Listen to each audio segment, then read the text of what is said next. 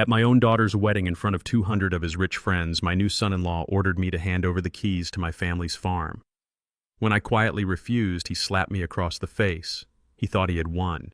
He thought the old farmer was broken.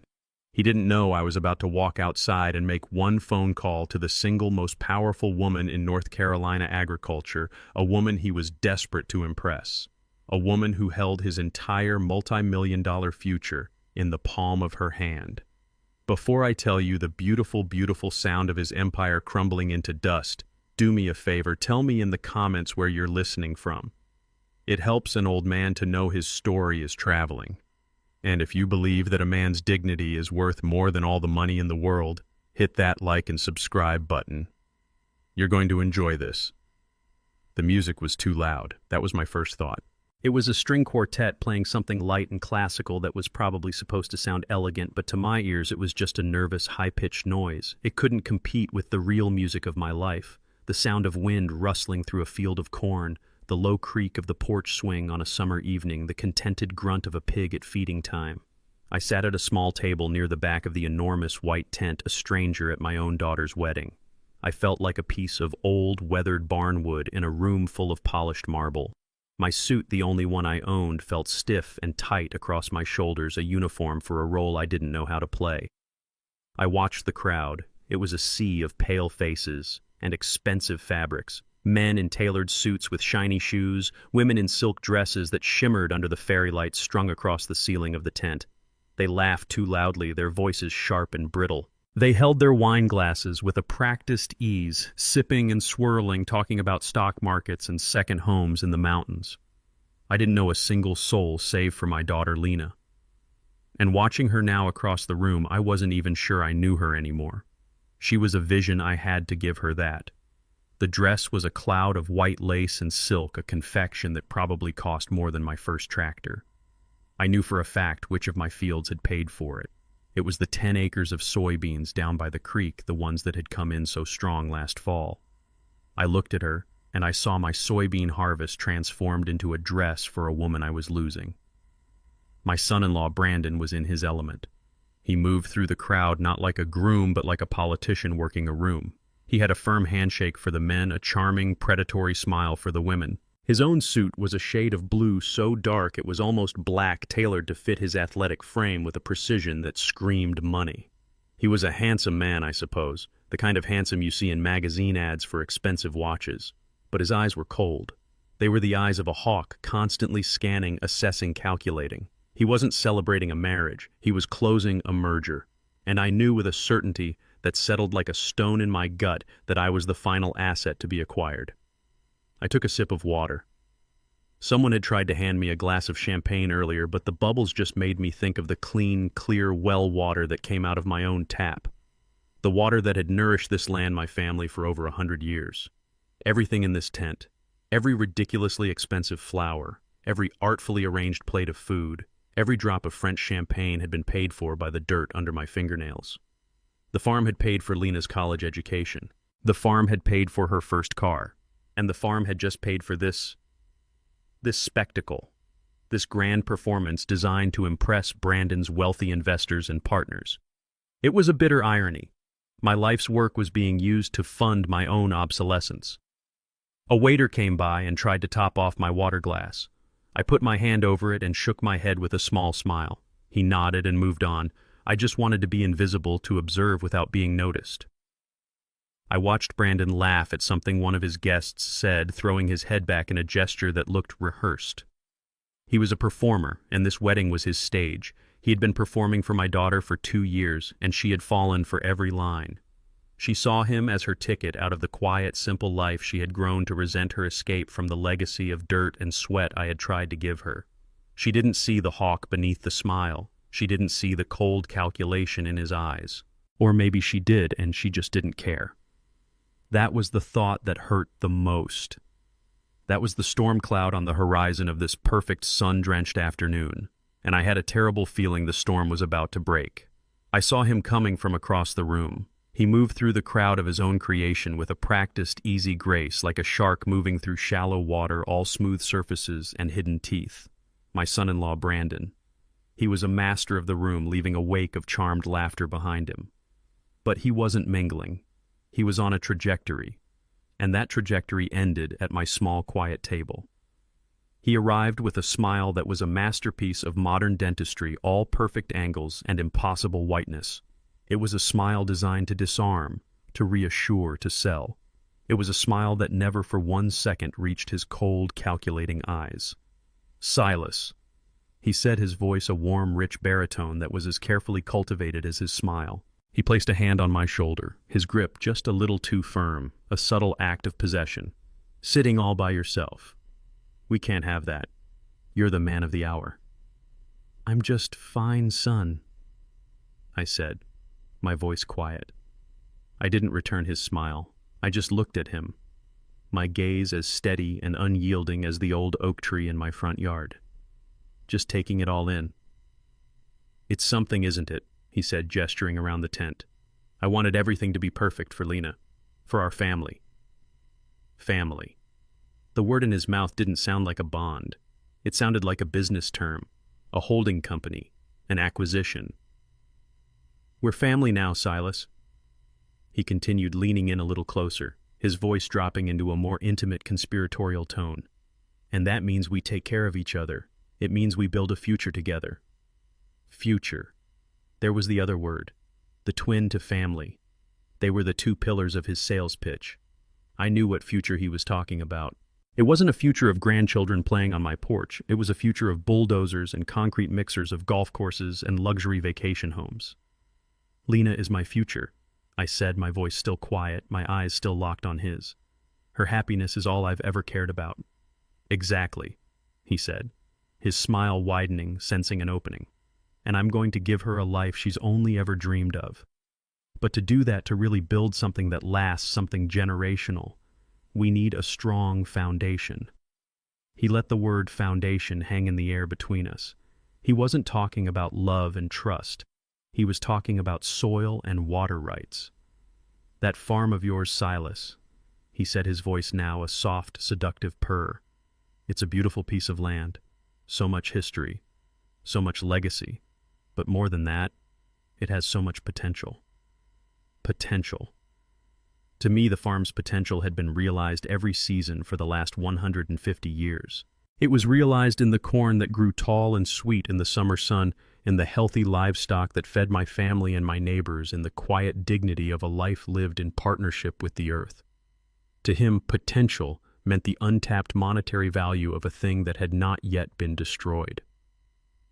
"I look at that land," he continued, his eyes glazing over with the fervor of a true believer, "and I see the future of this whole valley, a premier destination, a legacy for our children, for Lena's children." He was testing me, pushing the boundaries. He was trying to see how far he could go. "You've worked your whole life, Silas," he said, his voice now full of a feigned, syrupy compassion. "You deserve to rest, to take it easy, to travel. You shouldn't have to worry about the upkeep of a place that big all by yourself." He was framing my life's work, my heritage, my home as a burden. He was offering to free me from the very thing that gave my life meaning. It was the oldest trick in the developer's handbook. "The farm takes care of me, son." I said the words simple, but they were a stone wall he could not pass. "It always has." I saw a flicker of annoyance in his eyes, a brief crack in the polished facade. He was not used to being contradicted, especially not by an old man in a worn-out suit. He straightened up his smile, becoming a little tighter, a little more forced. "Of course," he said. "Well, we'll have plenty of time to talk about the future. After all, we're family now." He gave my shoulder another one of his proprietary squeezes, a final silent assertion of his perceived dominance. Then he turned and glided back into the crowd, leaving the scent of his expensive cologne and the poison of his intentions lingering in the air. I sat there, my water untouched, and I knew. The pleasantries were over. The simmering conflict had just come to a boil. The predator had marked his territory, and my farm, my home, was right in the center of it. The gentle clinking of glasses and the low hum of polite conversation came to an abrupt halt. A respectful silence fell over the tent as Brandon, my new son-in-law, stepped onto the small, brightly lit stage, a microphone in his hand. He stood there for a moment, basking in the attention, a portrait of success and charm. He looked every bit the master of ceremonies, the king in his own court. "Wow," he began, his voice a smooth, confident sound that filled the entire space. "Just wow. Lena, my beautiful wife." He paused, looking over at my daughter, who was gazing at him with an expression of pure adoration. "And all of you, our incredible friends and family. Thank you. Thank you for being here to celebrate the start of our new life together." The crowd applauded warmly. He was good, I had to admit. He knew how to play the part. He was the perfect, grateful groom. He let the applause die down, then leaned into the microphone, his expression turning more serious, more profound. "A day like today is about many things," he said, his voice dropping to a more intimate tone. "It's about love, it's about commitment, but most of all, it's about family, and it's about legacy." The word hung in the air, heavy and loaded. When I thought of legacy, I thought of my great-grandfather, a man born into slavery who had saved every penny he ever earned to buy the first 10 acres of our farm. I thought of my father, who had fought in a war and come back to that land and made it thrive. I thought of my wife Imani, whose hands had planted the gardens that still bloomed every spring. That was my legacy. It was a legacy of survival, of dignity, of a life wrested from the hard, unforgiving soil. I had a feeling that was not the legacy Brandon was talking about. "It's about honoring the legacy of those who came before us," he continued, his eyes sweeping the room, "and using their hard work as a foundation to build something new, something even greater, to build a future." He talked about foundations like a man who had never dug a post hole in his life, like a man who had never mixed concrete or felt the solid, reassuring weight of a well-laid cornerstone. His foundations were abstract concepts, things that existed on spreadsheets and in investment portfolios. Then his eyes found me sitting in the back, and he smiled. It was a benevolent, patronizing smile. "And no one in this room understands that better than my new father-in-law, Silas Covington." He gestured to me, and a smattering of polite applause rippled through the tent. I felt the heat of 100 pairs of eyes turning to look at me. "Silas is a man of the land," Brandon said, his voice full of a false, reverent respect. "A steward of a legacy that has been in his family for generations. He has worked his entire life, and now it's his time to rest, to enjoy the fruits of that labor and to pass the torch." My blood ran cold. I knew what was coming. This was not a speech. It was a public execution. And in that spirit of family, in that spirit of building a new future, Brandon's voice boomed, reaching its crescendo. "Silas wants to give us a wedding gift, a gift of such incredible generosity, it will be the foundation upon which Lena and I build our entire future together." He smiled his whitest, most brilliant smile. "Silas," he said, his voice a command cloaked in a cheerful invitation, "come on up here, my man. Come on up and share the good news." The spotlight that had been on Brandon swung over and found me, pinning me to my chair, a blinding white light that made the rest of the room disappear. The silence was absolute now, thick with anticipation. Every single person was looking at me. I could feel my heart hammering against my ribs. I had no choice. To refuse to go up would be to create a scene, to be the difficult old man. With a slowness I didn't feel my joints aching in protest, I pushed my chair back and stood up. I walked the long walk from my table to the stage, each step feeling like I was wading through thick mud. The faces of the guests were a blur. I reached the stage. Brandon put his arm around my shoulder, a gesture that felt less like an embrace and more like an arrest. He handed me the microphone, its metal cool and heavy in my hand. Then he leaned in, his lips close to my ear, but his voice was loud enough for the whole room to hear. "Silas," he said, his smile a triumphant, predatory thing. "Tell everyone how proud you are. Tell them you're handing over the keys to the farm as a wedding gift for the future of our family." The microphone in my hand was cold and heavy. It felt less like an instrument for speaking and more like a weapon, something alien and dangerous. The spotlight was a physical weight, a hot, blinding circle that separated me from the rest of the world, putting me on a small, lonely island of judgment. I could see the faces in the crowd, 200 of them, all turned towards me. They were a sea of expectant smiles, polite curiosity, and the predatory interest of people who smell drama. They were waiting for the grand finale of the performance, the heartwarming final act where the old farmer gives his blessing and his land. Brandon's arm was still around my shoulder, his grip a proprietary clamp. His smile was a brilliant predatory thing, the smile of a hunter who has cornered his prey and is now simply savoring the moment before the kill. He leaned the microphone, which was still in my hand, closer to my mouth, a gesture of feigned helpfulness that was actually a tightening of the leash. His words, his terrible public demand, hung in the thick, silent air of the tent. "Tell them you're handing over the keys to the farm as a wedding gift for the future of our family." The silence that followed was not empty. It was a physical presence, a vacuum that sucked all the air and all the polite chatter out of the room. The string quartet, which had been playing softly, trailed off into a discordant, questioning note. The clinking of glasses stopped. The whispers died.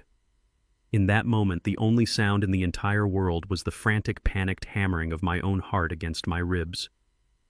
I looked out at the sea of faces. They were waiting. They were expecting a speech, a few heartfelt, rambling words from the bride's simple old father, a tearful passing of the torch.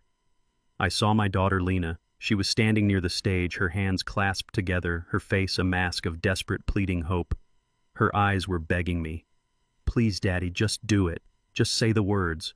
Don't ruin this for me." She was not a victim in this. She was his willing accomplice, hoping that my love for her would be the final tool they needed to pry my legacy from my hands. She was asking me to sacrifice my home, my history, my wife's memory on the altar of her perfect wedding day. And then I looked at Brandon.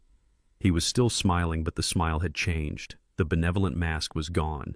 This was the pure, undisguised look of triumph. He thought he had me. He had constructed the perfect trap. He knew that in this public forum, in front of all these important people, I would not dare to cause a scene. I would not dare to humiliate my own daughter on her wedding day. He had used my love for her, my own sense of dignity and decorum as the bars of my cage. He believed that my only option was a quiet, dignified surrender. In the blinding white light of that moment, I thought of my wife Imani.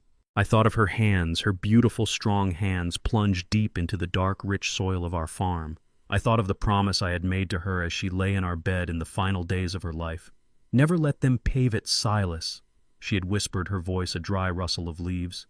"This land is our story. Don't ever let them erase our story." I had held her hand, and I had promised.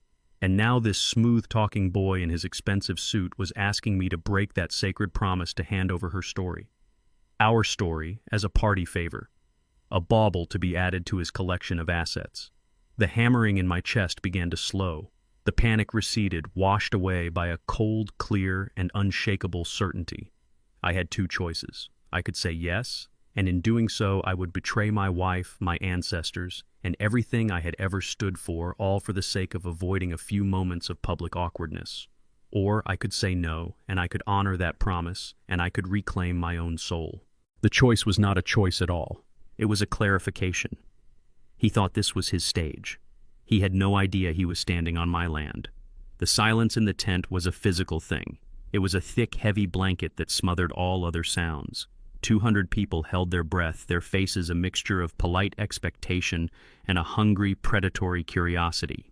They were waiting for the heartwarming climax of the performance, the tearful moment when the old man would pass his legacy to the next generation. They were waiting for me to say yes. I lifted the heavy microphone to my lips. My hand was steady. The frantic hammering in my chest had ceased, replaced by a profound and deeply peaceful calm. I looked past the blinding spotlight, past the sea of expectant faces, and I saw my wife Imani standing in the doorway of our home, her hands on her hips, a small, proud smile on her face. It was just a memory, a ghost of 1,000 beautiful moments, but it was more real to me in that instant than anything else in that ridiculous, overpriced tent. I took a breath. The air I drew in did not feel like the stale, perfumed air of the party. It felt like the clean, rich air of my own fields after a spring rain. And then I spoke. I did not shout. I did not waver. I did not offer a long, rambling explanation. I offered only the simple, unshakable truth. No. The word was not loud. I spoke it softly into the microphone, but in the profound silence of that tent, it was a thunderclap. It was a single, hard, perfect stone dropped into the placid surface of their expectations, and the ripples of shock were immediate and catastrophic. I saw 100 polite smiles freeze, then crumble into expressions of confusion and disbelief. I saw my daughter Lena flinch as if she had been struck. Her face, which had been a mask of pleading hope, was now a portrait of pure, unadulterated horror. Her perfect wedding day had just been shattered by a single quiet word. And Brandon, oh Brandon, his magnificent, triumphant smile was gone, wiped from his face as if by a physical blow. For a fraction of a second, his mask of charm and control slipped completely, and I saw the real man beneath. I saw a flash of such pure, violent rage in his eyes that it almost took my breath away. He was not just disappointed. He was furious. He was an emperor whose absolute command had been defied by a peasant in front of his entire court. I was not finished.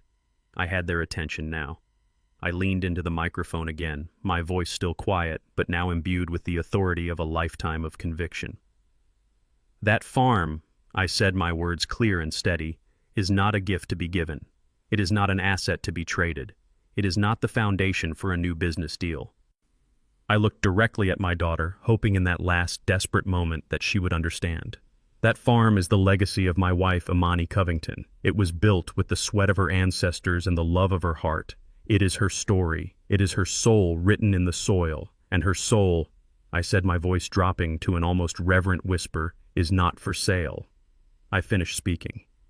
The silence that followed was even more profound than before. It was a silence of pure, stunned shock.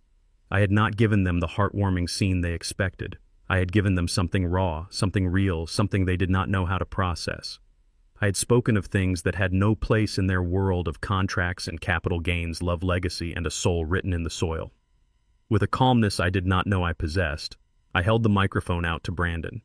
His hand was shaking slightly as he took it from me. His knuckles were white. The muscles in his jaw were clenched so tightly I could see them twitching from across the stage. He had been so sure of his victory. He had been so certain of my defeat. And in the space of a few quiet, simple words, I had taken his perfect public triumph and turned it into a humiliating, catastrophic disaster. The show was not over.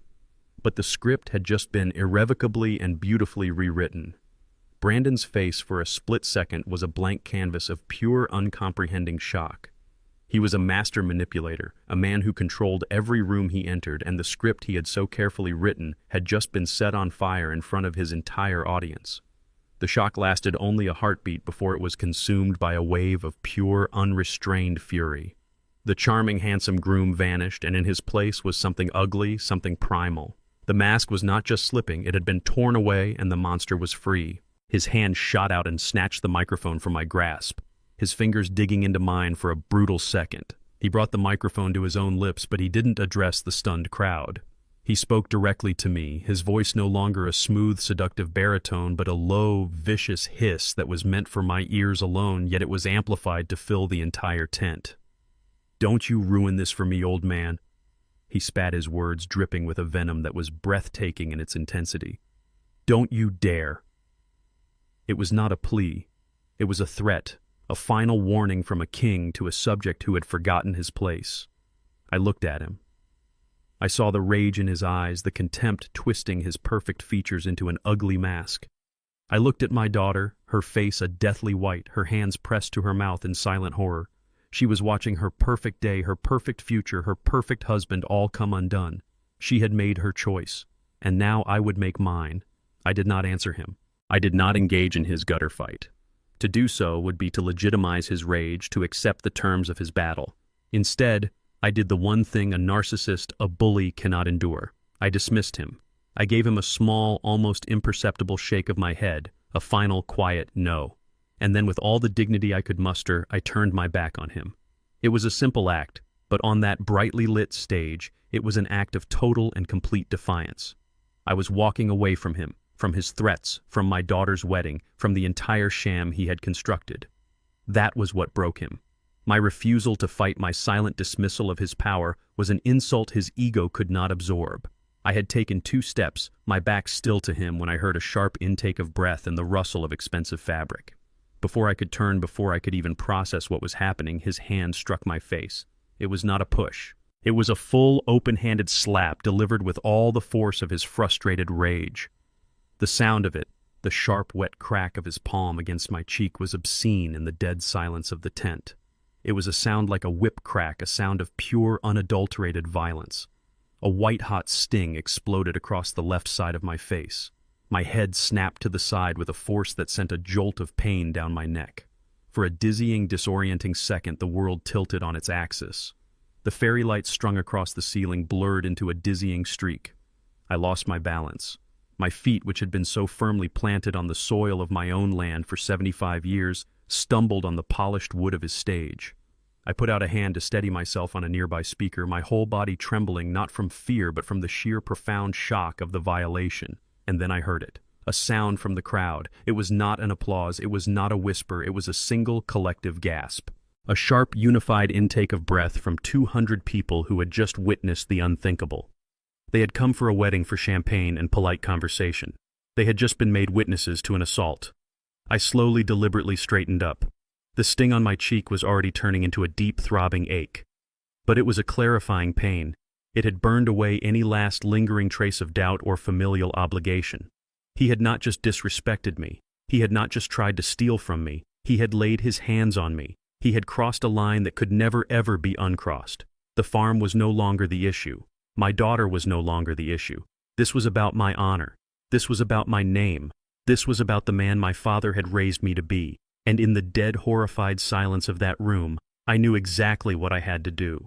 The collective gasp of the crowd was a sharp, sudden wind that seemed to clear the fog from my mind. The world, which had tilted and blurred, snapped back into sharp, painful focus. The throbbing ache on my cheek was a grounding reality, a brutal anchor pulling me back from the brink of disorientation. I steadied myself, my hand flat against the rough fabric of the speaker, and I slowly, deliberately straightened my back. My bones ached, but my will was a rod of iron. I did not look at Brandon. To look at him would be to acknowledge him, and in that moment he had ceased to exist for me. He was just a vulgar, noisy animal, a thing of base instinct and violence. He was not worthy of my attention. Instead, I turned my head, the movement a slow, painful act of will, and I looked for my daughter. I found her. She was still standing where she had been by the side of the stage, her hand still pressed to her mouth. But her expression was no longer just horror. It was a mask of pure, paralyzed inaction. She was a statue carved from guilt. She was watching a crime being committed against her own father, and she was doing nothing. She did not rush to my side. She did not scream at her new husband. She did not move a single muscle. She just stood there, a silent, weeping spectator to my public humiliation. And in her silence, I heard the final, heartbreaking answer to a question I had been asking myself for 2 years. She had made her choice, and she had not chosen me. I looked at her, and I saw a stranger wearing her face. The little girl with the pigtails who used to follow me around the farm. The young woman whose college tuition I had paid for with the sweat of my brow. She was gone.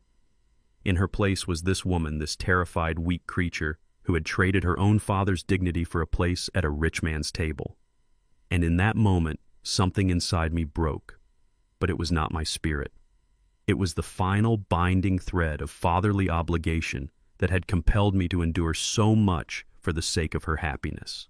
That thread was now severed. I was free. With a slowness that felt deliberate and heavy with meaning, I lifted my hand from the speaker. I did not rub my cheek, though it burned like fire. To do so would be to acknowledge the pain, to give him the satisfaction of having hurt me.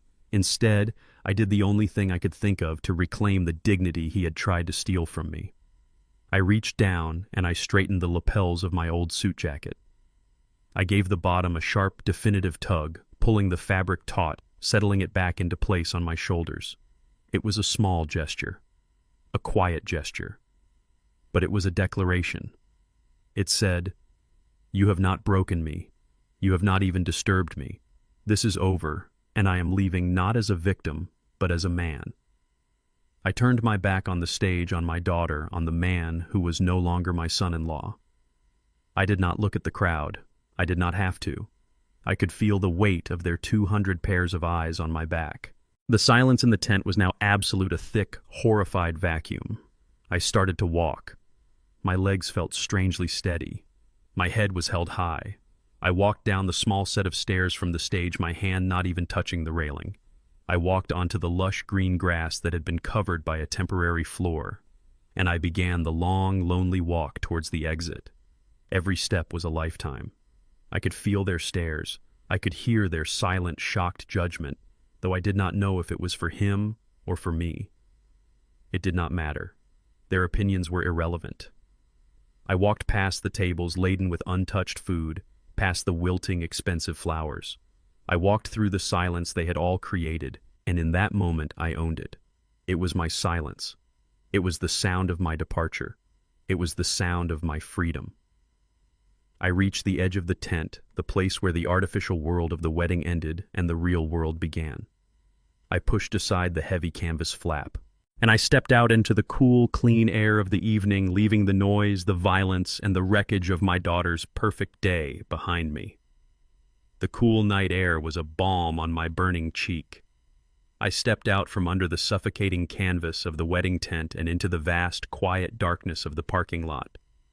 The transition was jarring. Inside there was a maelstrom of shock, a suffocating silence born of 100 horrified stares. Out here there was only the gentle chirp of crickets, the distant whisper of the wind in the tall Carolina pines, and the faint tinny sound of the string quartet, nervously starting up again, a pathetic attempt to plaster over the gaping wound in the evening's festivities. I walked my footsteps crunching softly on the gravel. I didn't have a destination. I was just moving away from the scene of the crime, putting distance between myself and the wreckage. The parking lot was a sprawling field that was usually reserved for grazing cattle. Now it was filled with expensive, gleaming cars, their polished surfaces reflecting the dim orange glow of the temporary light poles. My own truck, an old dented but reliable Ford, was parked far in the back, a humble, muddy island in a sea of luxury. The pain in my cheek was a living thing. It was a deep, throbbing ache that seemed to pulse in time with my own heartbeat. But it was more than just a physical sensation. It was a brand, a mark of shame that he had tried to sear onto me in front of the whole world. I could feel the heat of it, the angry, swollen welt that was surely rising on my skin. I did not touch it. I refused to give him that satisfaction even in private. I just let it burn a focal point for the cold, hard resolve that was now crystallizing in my soul. I reached my truck and leaned against the cool metal of the driver's side door. I looked back at the tent. It was a glowing white box in the darkness, a container of light and music and lies. Inside that box was my daughter, my only child. She had not followed me. She had not called out my name. She had remained inside in the warm, bright world of her new husband, the man who had just assaulted her father. The finality of that choice was an ache far deeper, far more painful than the sting on my cheek. He thought he had won. In his small, violent world he had asserted his dominance. He had silenced the old man who dared to defy him. He had demonstrated in the most brutal way possible who was now in charge. He was probably back on that stage right now, the microphone in his hand, already spinning the story, recasting himself as the victim, the patient son-in-law pushed to his limit by a stubborn, ungrateful old man. He would be charming the crowd, smoothing over the ugly wrinkle in his perfect evening. He thought it was over. He had no idea it had just begun. I reached into the inside pocket of my old suit jacket and pulled out my phone. It was a simple flip phone, a dinosaur in this age of smartphones. Brandon had often mocked it, calling it my antique, but it did the one thing I needed it to do. It made calls. I didn't think for a second about calling the police. That would be his game, a messy public spectacle that would only give him more ammunition. That would be a fight about a slap. My fight was about a legacy. My fight was about the land. And for that fight, I had a different kind of weapon. I flipped the phone open, the small screen glowing with a comforting blue light. I didn't need to look through the contacts. The number was etched into my memory, a line of defense I had hoped I would never have to use. My thumb, thick and calloused from a lifetime of work, pressed the familiar sequence of digits. The phone rang once, a tinny electronic sound in the quiet night. Then a voice answered, a woman's voice as smooth and strong as polished oak. Evelyn.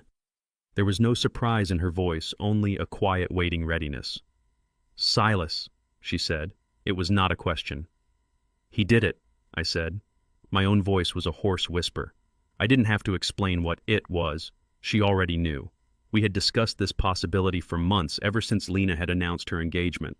We had hoped it would never come to this, but we had prepared for it just in case. There was a pause on her end, a moment of deep, thoughtful silence. Then she spoke, her voice losing its warmth and taking on the hard, sharp edge of a woman who wielded immense power with quiet, deadly precision. I see, she said. The wedding gift. Yes, I said. He wanted the keys. And you said no. I said no. Another pause. I could almost hear the gears turning in her brilliant mind, the strategies shifting from theoretical to operational. "Are you all right, Silas?" she asked. A flicker of the old friend, the woman whose family had known my family for 100 years, momentarily breaking through the surface. "My cheek will heal," I said, "but my promise to Imani won't be broken." "Good," she said, her voice turning back to steel. "Then it's time. I'll make the calls. My team will be at your farm at sunrise. Don't speak to anyone until then. Especially not your daughter." "I understand," I said. "Evelyn," I added a lifetime of gratitude in that single word. "We'll handle it, Silas," she said, her voice a firm, unshakable promise. "You just go home. The war is over. Now we just have to count the bodies." She hung up. I closed my phone, the plastic snapping shut with a satisfying click. I stood there for a moment in the darkness of the parking lot, the wind cool on my burning face. The predator had shown his teeth. And now, the huntress had been unleashed. The drive home was a journey through a tunnel of darkness, both outside my truck and inside my own soul. I didn't turn on the radio. The only sounds were the familiar grumbling cough of the old Ford's engine and the low hum of the tires on the asphalt. My cheek was a hot, swollen map of my own humiliation. It throbbed with a dull, rhythmic pulse, a painful metronome counting out the seconds since my world had been irrevocably fractured. Each pulse was a fresh reminder of the crack of his palm against my skin, the collective gasp of the crowd, the frozen, horrified inaction on my daughter's face. I left the manicured grounds of the wedding venue, a place of fairy lights and manufactured happiness, and turned onto the dark, familiar county road. The landscape began to change, the manicured lawns and ornamental trees giving way to the wild, untamed silhouettes of pine and oak. This was my world. A world of real things, of things that grew and died and grew again according to the seasons, not according to a developer's blueprint. The truck seemed to breathe easier out here, and so did I. As I drove, memories unbidden and sharp as glass rose up to meet me in the darkness. I passed the old oak tree at Miller's Bend, the place where Imani and I had our first real date, a picnic with a checkered blanket and a thermos of sweet tea. I could almost see her there, her laughter as bright and clear as the creek that ran beside the road. I had promised her a life of adventure. I don't think either of us knew then that the greatest adventure would be simply holding on to the small patch of earth that was ours. The road turned from asphalt to gravel, and the sound of the tires changed, becoming a deeper, more intimate crunch. This was the road that led to my farm. Every rut and pothole was a familiar friend, and with every turn the pain in my cheek began to transform. It was no longer just a mark of shame, it was becoming a fuel. It was the physical manifestation of every condescending smile from Brandon, every dismissive comment about my simple life, every time my daughter chose his glittering world over her own roots. He had not just slapped me, he had slapped my father and his father before him. He had slapped the memory of every ancestor who had bled and sweat and prayed over this land. I thought of Imani in her final days, her body frail, but her spirit as strong and unyielding as the granite bedrock beneath our fields. Her room had overlooked the valley, and she would spend hours just looking out at the land, at the way the light changed on the hills. One afternoon, her hand, thin and cool as parchment, had found mine. Her eyes, still so clear and full of love, had locked onto me. "Promise me something, Silas," she had whispered, her voice a dry rustle. "This land, it's our story. It's the only thing they could never take from us. They'll come for it one day, men like him." She had never liked Brandon, had seen the hawk beneath his smile from the very beginning. "They'll talk about money and progress. They'll call it dirt. But it's not dirt, Silas. It's our soul. Promise me you'll never let them pave our soul." I had promised. I had squeezed her hand, and I had promised her with every fiber of my being. And I had almost broken that promise tonight, not with a contract, but with my silence. I had almost let my desire to keep the peace, to protect my daughter from a moment of public embarrassment, become a betrayal of the most sacred vow of my life. The slap had been a brutal, ugly gift. It had shaken me awake from the long, slow slumber of compromise. It had reminded me who I was. I was not just Lena's father, I was Imani's husband. I was the keeper of a legacy. I turned onto the long dirt driveway that led to my house. The headlights swept across the familiar lines of the old barn, the neat rows of my sleeping fields. The farmhouse stood at the end of the lane, dark and quiet, its windows like watchful eyes. It was not a grand house. It was a simple, honest structure built to withstand storms, just like the man who lived inside it. I pulled the truck to a stop and cut the engine. The silence that rushed in was the sound of home. I got out the gravel crunching under my boots. The pain in my cheek was still there, a dull, constant ache. But it was no longer a brand of shame. It was a promise. It was a vow. I looked up at the vast, star-dusted Carolina sky. Sunrise was coming, and with it the war. I walked through the rooms of my quiet house, not bothering to turn on the lights. The moonlight was enough. It spilled through the windows, painting the familiar furniture in shades of silver and gray. The throbbing in my cheek had subsided into a dull, constant ache, a physical reminder of the promise I had just renewed over the phone with Evelyn.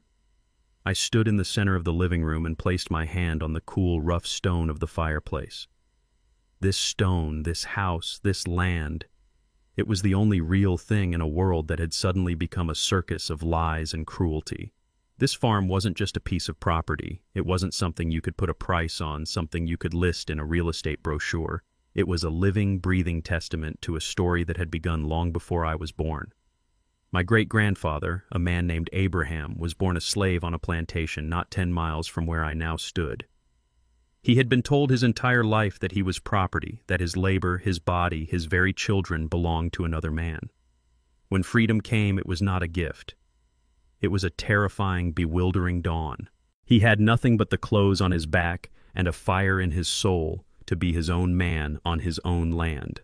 He worked for years as a sharecropper, a system designed to be little more than slavery by another name. He saved every single penny that the landowner didn't steal from him. He hid his coins in a tin can buried under the floorboards of his shack. It took him 20 years. 20 years of back-breaking labor, of quiet, constant humiliation, of watching his own children go hungry so that he could save one more nickel. In 1885, he walked into the county courthouse, that tin can full of coins in his hand, and he bought the first 10 acres of this farm. The white men in that office laughed at him. They tried to cheat him. But he stood his ground. When he walked out of that courthouse with the deed in his hand, a piece of paper that said this land was his, he was not just a landowner. He was a king. Every generation since had added to it, had fought for it. My grandfather had defended these fields from the predatory lenders of the Great Depression, who saw black-owned land as a ripe fruit to be plucked. My father had returned from fighting a war for his country overseas, only to have to fight a different kind of war right here at home, a war of quiet dignity against the daily injustices of Jim Crow. He added another 50 acres, his hands as calloused and determined as his father's before him. This land wasn't bought with money. It was bought with blood, with sweat, with a stubborn, unbreakable refusal to be erased. And then there was Imani. She had understood the weight of this legacy even more than I did. She had come from a family of sharecroppers too. She knew what it meant to have your soul tied to the soil. She was the one who had traced our family's history, who had framed the original deed from 1885 and hung it on the wall like a sacred text. She would walk the fields in the evening, her bare feet in the cool dirt. "Can you feel them, Silas?" She used to ask me, her voice full of a quiet reverence. "Can you feel all of them? They're still here, in the soil. They're watching us. They're counting on us." I looked at that framed deed on the wall, its ink faded, but its meaning as powerful as ever. Brandon, with his shiny shoes and his talk of potential and foundations, saw none of this. He looked at this farm and saw a blank canvas for his own greed. He saw dirt. He saw a commodity. He couldn't see the ghosts. He couldn't hear the whispers of the ancestors. He couldn't understand that paving this land would be the same as bulldozing a cemetery. He wanted to take our 150 years of struggle and survival and turn it into a water hazard on a golf course. The slap, the public humiliation that was just the insult. This was the real injury. This was the true, unforgivable sin. The promise I made to Imani on her deathbed was not just a promise to a dying wife. It was a promise to Abraham, to my grandfather, to my father. It was a promise to a legacy. And as I stood there in the quiet moonlight, the ache in my face, a dull, constant fire, I knew I would die before I let that promise be broken. I didn't sleep. I don't think I could have, even if I had tried. Instead, I found myself drawn to a room I hadn't entered in years, Lena's old bedroom. I pushed the door open, the old wood groaning softly, and stepped inside. The air in here was different, still and sweet, holding the faint, dusty scent of a childhood that was long gone. The moonlight filtered through the window, illuminating a museum of a girl who no longer existed. I ran my hand over the old pine dresser, a piece my own father had built. On top of it, in a small, tarnished silver frame, was a picture of a 10-year-old Lena, her 2 front teeth missing, grinning from ear to ear, as she held up a prize-winning pumpkin that was almost as big as she was. Her hands in the picture were caked with dirt, her jeans had a patch on the knee, and her eyes were full of a fierce, joyful pride that was rooted in the soil itself. This was the daughter I remembered. The girl whose church was the barn and whose Bible was the rhythm of the seasons. She was a child of the earth. The farm wasn't just a place she lived. It was a part of her as essential to her being as the blood in her veins. She knew the names of all the cows. She had a secret spot down by Amani's Creek where she would sit for hours just watching the water flow. The smell of fresh-cut hay, the feeling of the warm, dark earth crumbling in her fingers, that was her inheritance. That was her truth. And then Brandon came. He arrived in her life like a foreign crop, something shiny and new and completely unsuited to our soil. I remember the first time she brought him home. He stepped out of his gleaming German car wearing shoes that cost more than my monthly feed bill, and he looked at our farm with a polite, dismissive smile. He didn't see the history. He didn't see the soul. He saw a problem to be solved, an asset to be liquidated. He spoke a different language, a language of acquisition and capital, of monetization and potential. And my daughter, my brilliant, beautiful daughter, had been a hungry student. The change was slow at first, a subtle erosion. She stopped coming home for the harvest, offering vague excuses about work commitments. When she did visit, she no longer wore her old boots. She wore delicate shoes she was afraid to get dirty. She began to complain about the smell of the manure, a smell that had once been the smell of home to her. She started using his words. I remember standing with her on the porch one evening, looking out at the valley as the sun set. "It's beautiful, isn't it?" I had said. And she, her eyes distant, had replied, "It has so much potential." The word, her mother's word, was a poison on her tongue. It was a betrayal of everything we had ever been. He had done more than just dazzle her with his money and his fancy world. He had performed a far crueler, more insidious trick. He had made her ashamed. He had taught her to see the dirt under her father's fingernails not as a sign of honest labor, but as a mark of a lesser life. He had convinced her that her roots, the very things that had made her strong and vibrant, were something to be escaped from. He had slowly, systematically poisoned the soil of her soul. Standing there in the moonlight, in the silent, sad museum of her childhood, I finally understood. The woman at the wedding, the stranger with my daughter's face who had stood by in paralyzed silence as her husband struck her father, she hadn't been created overnight. She had been carefully, deliberately, and lovingly crafted by Brandon over the course of 2 years. The slap had not been the beginning of the violence. It was just the first time it had become visible. I looked at the picture of the little girl with the prize-winning pumpkin one last time. I saw the ghost of her joyful, dirt-stained smile. She was gone. The woman who had taken her place was a stranger, and I was grieving them both. With a heavy heart, I reached out and turned the picture frame face down on the dresser. I couldn't bear to look at it anymore. I walked out of the room and closed the door softly behind me. It was time to stop mourning the daughter I had lost. It was time to deal with the man who had taken her. The quiet of the farmhouse was a living thing, a silent witness to the turmoil in my soul. I sat at the old oak table in the kitchen, the same table where my mother had rolled out biscuits, where Imani had helped Lena with her homework, where I had signed the papers that changed the course of our family's history. The throbbing in my cheek had become a dull, constant companion, a physical echo of the deeper ache in my heart. My mind, restless and sharp with adrenaline, refused to be still. It kept replaying the scene at the wedding, the slap, the gasp, the look on my daughter's face. But it wasn't just replaying it. It was digging, excavating, searching for the roots of this poison. And it found them. They were scattered throughout the last 2 years, a series of small, seemingly insignificant moments that at the time I had dismissed as misunderstandings, as generational differences, as the harmless arrogance of a young man in a hurry. Now in the harsh, clarifying light of tonight's violence, I saw them for what they were. They were red flags. They were warning shots. And I had ignored every single one of them. I remembered the first time Lena brought him to the farm. I had just finished repairing the engine on my old John Deere tractor, a machine that had been my faithful partner for 30 years. I was proud of it, of my ability to keep it running, to coax life out of old iron. Brandon had walked into the barn, his hands in the pockets of his crisp, clean trousers, and he had looked at my tractor with a small, pitying smile. "Wow," he had said, his voice dripping with a condescension he didn't even bother to hide. "They really built them to last back then, huh? You could probably get a nice price for that from a museum." I had thought he was just making a clumsy joke. I had laughed politely. But now I understand. He wasn't seeing a tool. He wasn't seeing a legacy. He was seeing a relic, an antique, something that belonged in the past, just like the man who owned it. I remembered a dinner a few months later.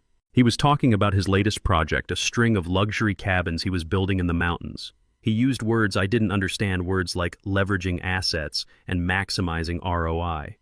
And then he had looked at me, his eyes sweeping over my work-worn hands, and he had said, "The problem with most family-owned businesses, Silas, is that they're too sentimental. They're sitting on a gold mine, but they're content to just chip away at the surface. They don't understand the real potential locked away in their assets."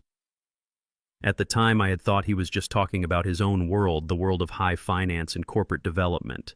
I didn't realize he was delivering a mission statement. I didn't realize he was talking about my farm. He was talking about my life. The clearest memory of all, the one that now burned in my mind with the same intensity as the sting on my cheek, was from last spring. I had come in from the fields, tired, sweaty, the good clean smell of the earth on my clothes. Brandon was on the porch with Lena, sipping a glass of iced tea.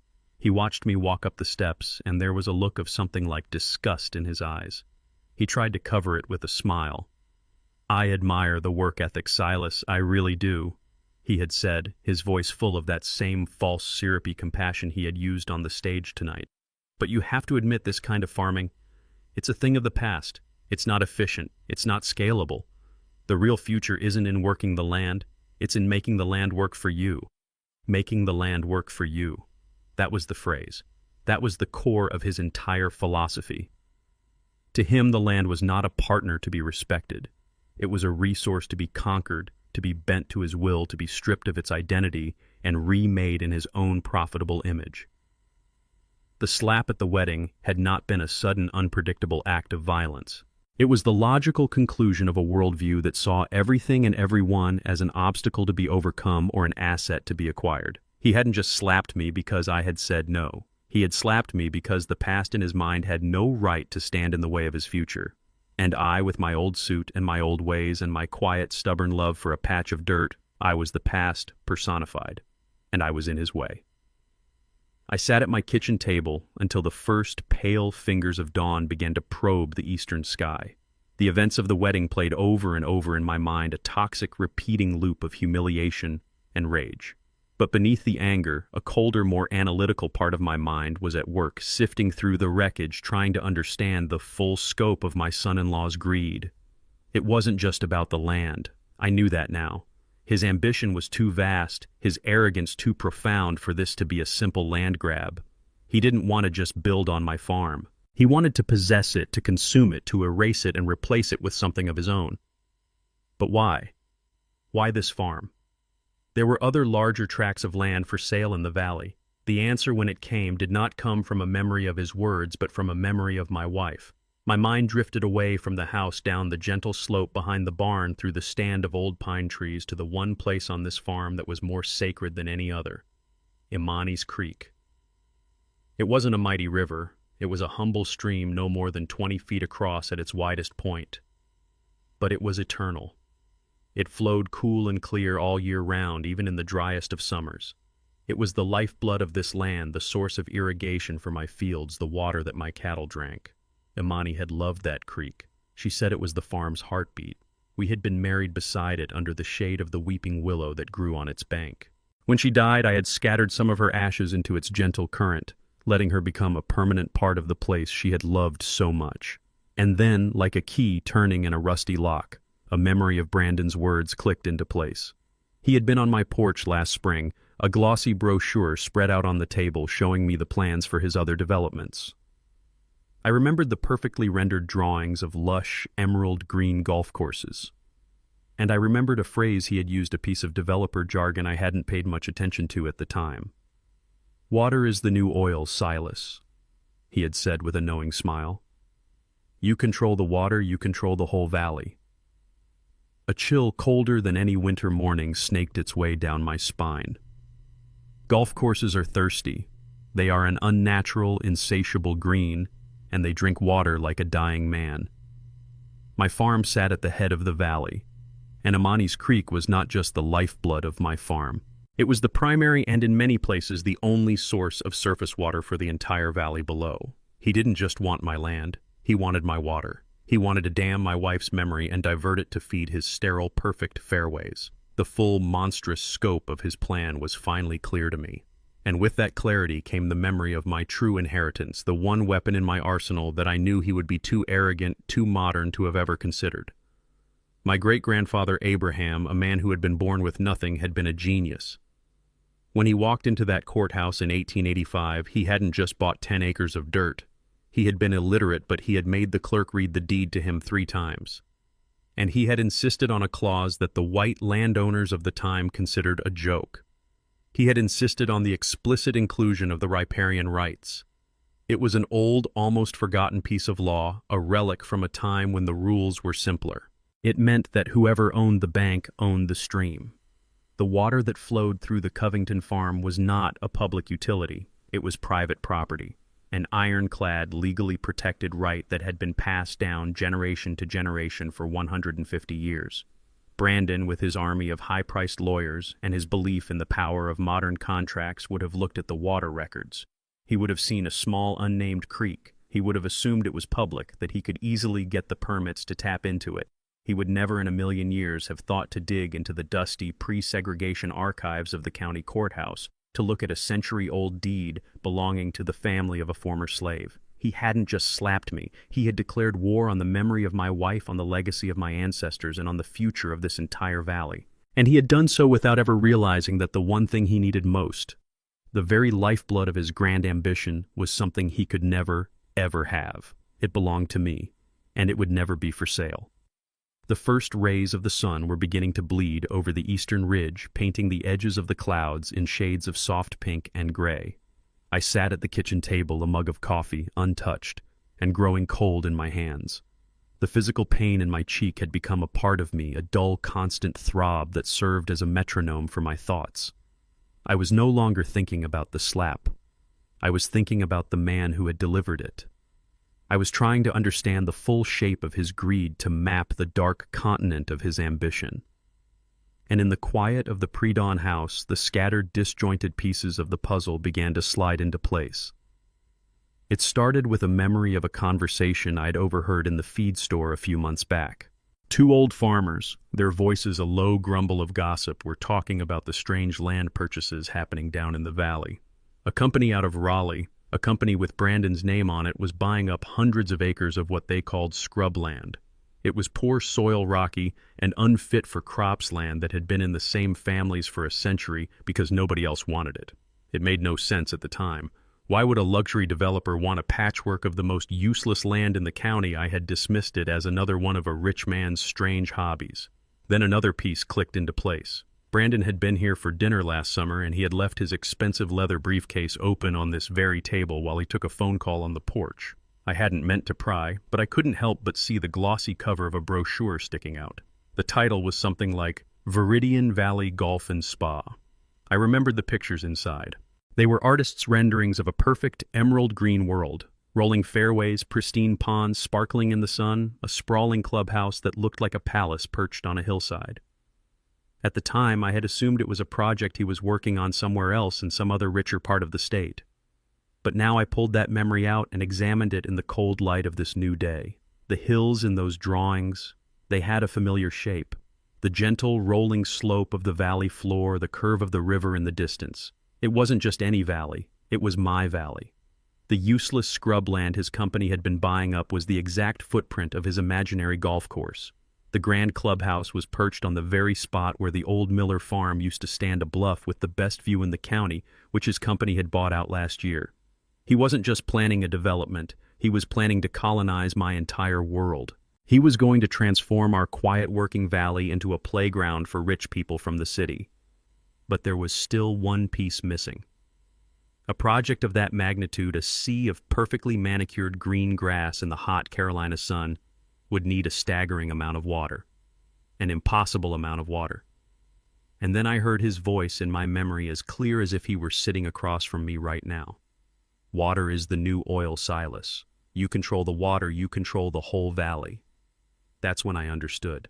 It all came down to Imani's Creek. He couldn't get enough water from the county. He couldn't drill enough wells to feed his thirsty, unnatural creation.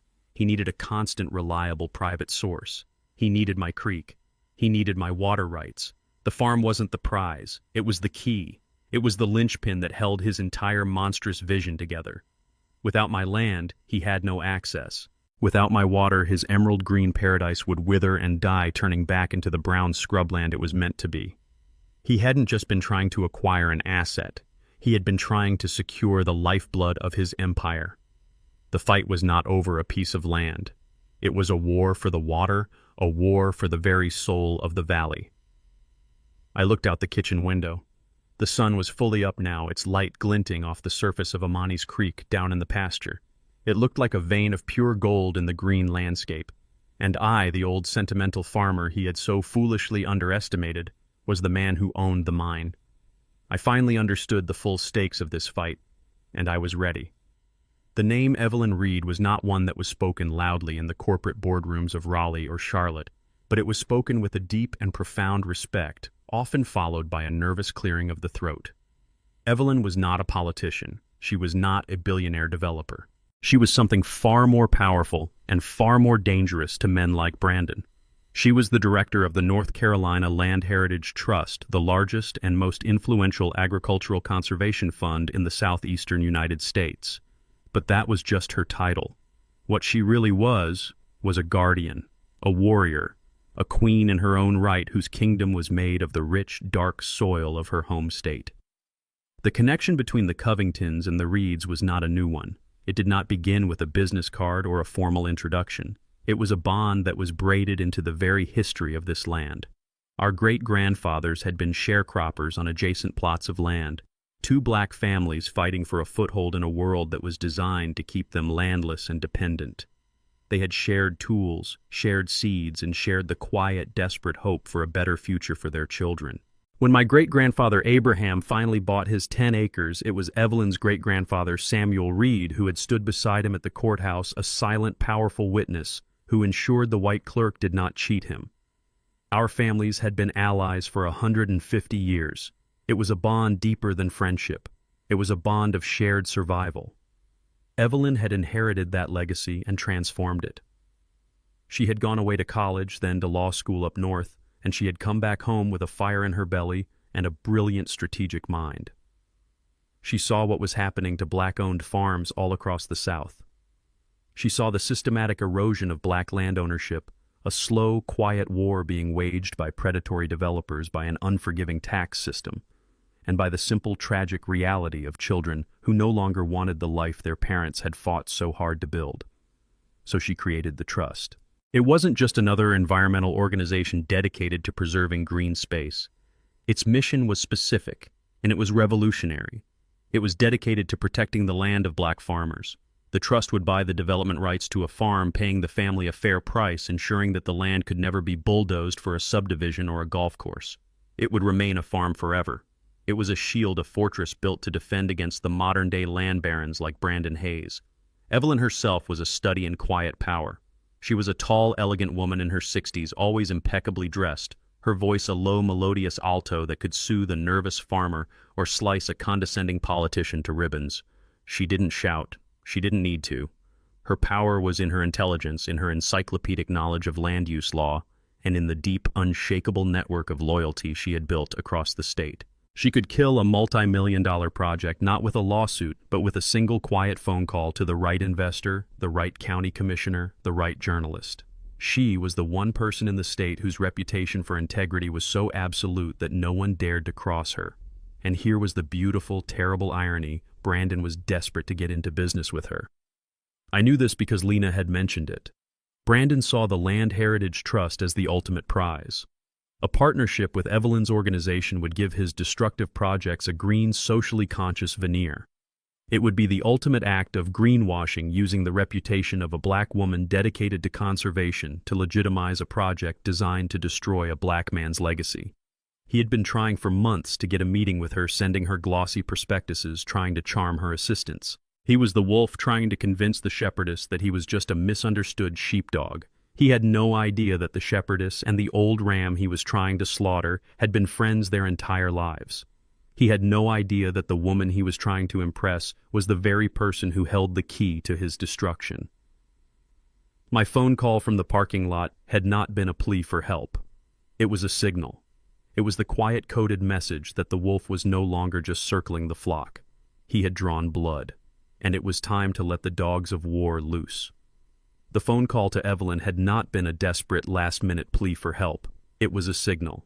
A prearranged activation code for a plan that had been laid in quiet, somber conversation months before, on a day that felt a lifetime away from the violence and humiliation of the wedding. The seed of this rebellion had not been planted tonight. It had been sown in the soil of old friendship and watered with the wisdom of a woman who had seen this storm coming long before I ever felt the first drop of rain. I remembered the day clearly.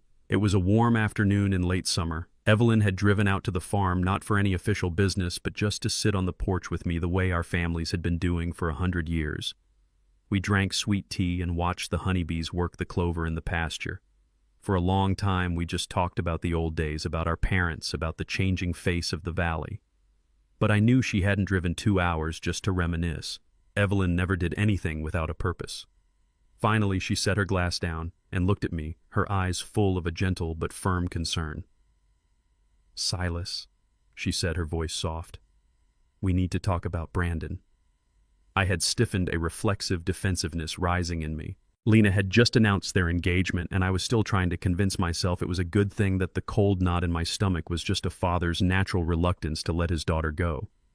"He's a successful young man, Evelyn," I had said a little too quickly. "He makes Lena happy." Evelyn just nodded, her gaze unwavering.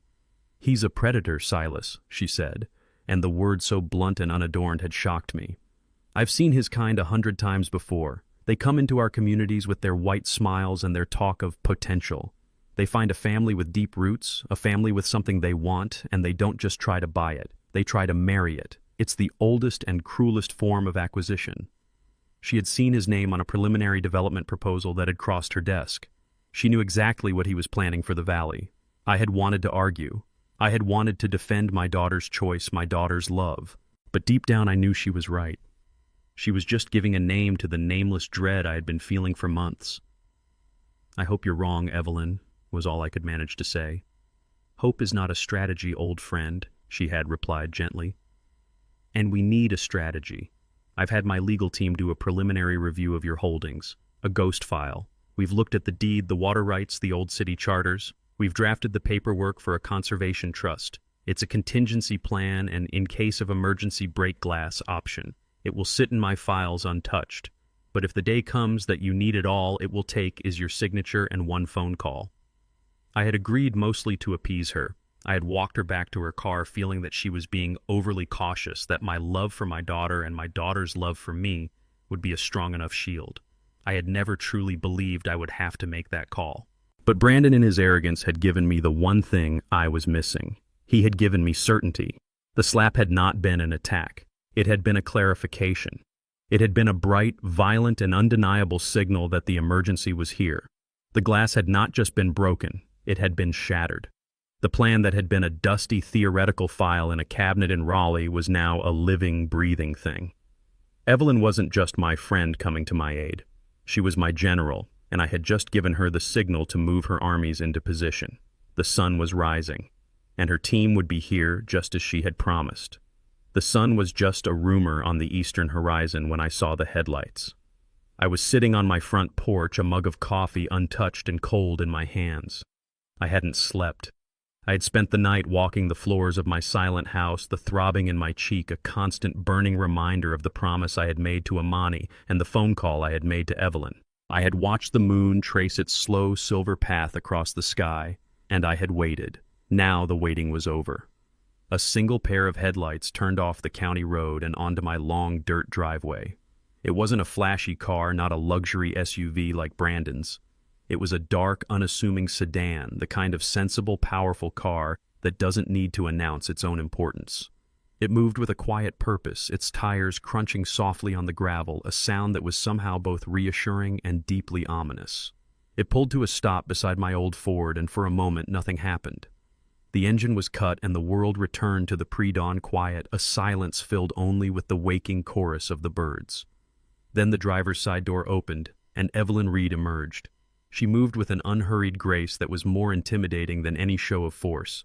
She was dressed not for a farm, but for a boardroom in a dark tailored pantsuit, her silver hair pulled back in an elegant no-nonsense style. She stood for a moment, her eyes scanning the farm, the barn, the house, her expression a mask of calm professional assessment. She was a general surveying the battlefield just before the first shots were fired, but she was not alone. The passenger side door opened, and a woman I had never seen before got out. She was younger, perhaps in her 40s, with a sharp, intelligent face and dark, piercing eyes that seemed to see the world in layers. She carried a worn leather satchel stuffed with what looked like maps and charts. Then the back door opened and a man emerged. He was sharp angles and quiet intensity, dressed in a perfectly pressed suit that looked out of place in the morning mist. He carried a thin, elegant briefcase. He looked less like a lawyer and more like a scalpel, a precision instrument designed for a very specific and very difficult task. Evelyn led them up the walkway to my porch. I stood up to meet them. The three of them came up the steps, and I could feel the air change, charged with their collective focus, their shared purpose. "Silas," Evelyn said. Her voice was calm, but it held a new hard edge. It was the voice of a woman who had come to do a difficult job. "I'm sorry it has come to this." "I'm not," I said, and I meant it. "I'm just glad you're here." I looked at her companions. "Evelyn, this is Dr. Anya Sharma," she said, gesturing to the younger woman. "Dr. Sharma is the best hydrologist in the state. She understands the water tables in this valley better than the rain itself." Dr. Sharma nodded to me, a look of keen scientific interest in her eyes. "And this," Evelyn continued, gesturing to the man with the briefcase, "is Mr. David Chen. Mr. Chen specializes in riparian law and historical land use statutes. He's the best there is." Mr. Chen gave me a curt professional nod. His eyes were already scanning the layout of my property, a lawyer already building his case. I did not offer them coffee. I did not engage in small talk. This was not a social call. This was a war council. "Let's go inside," I said, my voice a low, gravelly thing in the morning quiet. "I'll show you the papers." I led them not into the living room, but into the heart of my home, the kitchen. The kitchen table, which had seen a lifetime of family meals, of laughter, of my daughter's homework, spread out under the warm light, was about to become a command center. Evelyn placed her briefcase on the table and unsnapped the latches. The sound in the quiet of the farmhouse was as loud and definitive as the cocking of a rifle. "All right, Silas," she said, her voice all business now. "Show us everything. Let's begin." I went to the old roll-top desk in the living room, the same one my father and his father had used. From a locked drawer at the bottom, I pulled out a long, flat box made of tin. It was cool to the touch and heavy. It did not contain money or jewels. It contained something far more valuable, our history. I carried it to the kitchen and placed it on the oak table. The three of them, Evelyn, Dr. Sharma, and Mr. Chen, gathered around as I lifted the lid. The air in the room seemed to grow still and heavy, as if the ghosts of my ancestors had been released from the box and were now standing watch. I began to lay the contents out one by one. First, the original deed from 1885, its paper thick and yellowed, the ink a faded brown, but the words still clear. Then the subsequent deeds, each one transferring the land from father to son, a chain of ownership unbroken for a century and a half. I laid out the old surveyor maps drawn by hand on brittle, cracking paper, showing the farm as it was before the modern world had begun to encroach. And finally, tucked at the very bottom, was the document that was the heart of it all, the original water rights decree from the county, a single page that was the source of my family's power and the object of my son-in-law's desire. The three of them did not speak. They worked with a silent, focused intensity that was breathtaking to watch. Dr. Sharma, the hydrologist, unrolled the old maps, her nimble fingers surprisingly gentle with the fragile paper. She laid them next to a modern topographical chart she had brought from her satchel. her eyes flicking back and forth, comparing the old hand-drawn lines with the new computer-generated data. Mr. Chen, the lawyer, picked up the oldest deed, his eyes scanning the archaic legal language with the focus of a hawk. Evelyn stood between them, a conductor orchestrating a silent symphony of fact-finding. It was Mr. Chen who spoke first. He let out a low, soft whistle, a sound of pure professional admiration. He looked up from the 1885 deed, his eyes shining with a lawyer's glee. "My God, Silas," he said, his voice full of a quiet reverence. "I've only ever read about these in textbooks. I've never actually seen one in the wild." He pointed to a dense, spidery paragraph of script. "This is a pre-charter riparian rights covenant. It's an absolute. It doesn't just grant you the right to use the water. It grants you legal ownership of the water itself from the point it enters your property to the point it leaves. In the modern legal world, this document is a unicorn, it's a ghost, and it's ironclad." As he spoke, Dr. Sharma looked up from her maps. "And I can tell you exactly what that unicorn is worth," she said, her voice sharp and precise. She tapped her own modern map. "This entire valley watershed has 3 primary sources of surface water. 2 of them are seasonal and are already running at a deficit because of the recent droughts. The third," she said, her finger moving to trace a thin blue line that ran directly through the center of my property on both maps, "is Amani's Creek. It's spring-fed from the aquifer in the hills. Its flow is constant and reliable. According to the state's own data, it provides over 70% of the sustainable surface water for the entire lower valley." She looked at me, her scientific gaze imbued with a new, profound respect. "Mr. Covington, your farm isn't just a part of this valley's ecosystem. It is the ecosystem." The 2 facts, one legal, one scientific, landed on the table and locked together, forming a single, undeniable truth. Evelyn, who had been listening intently, finally spoke. "So," she said, her voice a low, dangerous purr, "Brandon Hayes is building a multi-million-dollar golf resort, a project that is entirely dependent on a massive, constant supply of fresh water, and he has based his entire plan on the assumption that he can tap into the only reliable source in the valley. A source," Mr. Chen added, a thin, cold smile on his face, "that is in fact the private, legally protected property of the one man whose legacy he is trying to destroy." The full, beautiful, and terrible weight of it settled in the room. This was not a weak position. This was not a long shot. This was absolute power. He had come to my daughter's wedding and tried to publicly humiliate me into giving him my farm. He thought he was a king demanding tribute from a peasant. He had no idea that the peasant all along had owned the only well in the entire kingdom. Evelyn held up a hand, stopping the conversation. The mood in the kitchen, which had been one of triumphant discovery, shifted, becoming colder, harder, more clinical. "Knowing he needs the water is one thing," she said, her voice sharp. "Proving he has knowingly deceived the county and his own investors is another. We're not just building a defense, Silas. We're building a prosecution. Dr. Sharma," she said, turning to the hydrologist, "tell us what you found." Dr. Sharma, who had been quietly comparing her own charts with a thick, glossy document she had pulled from her satchel, looked up.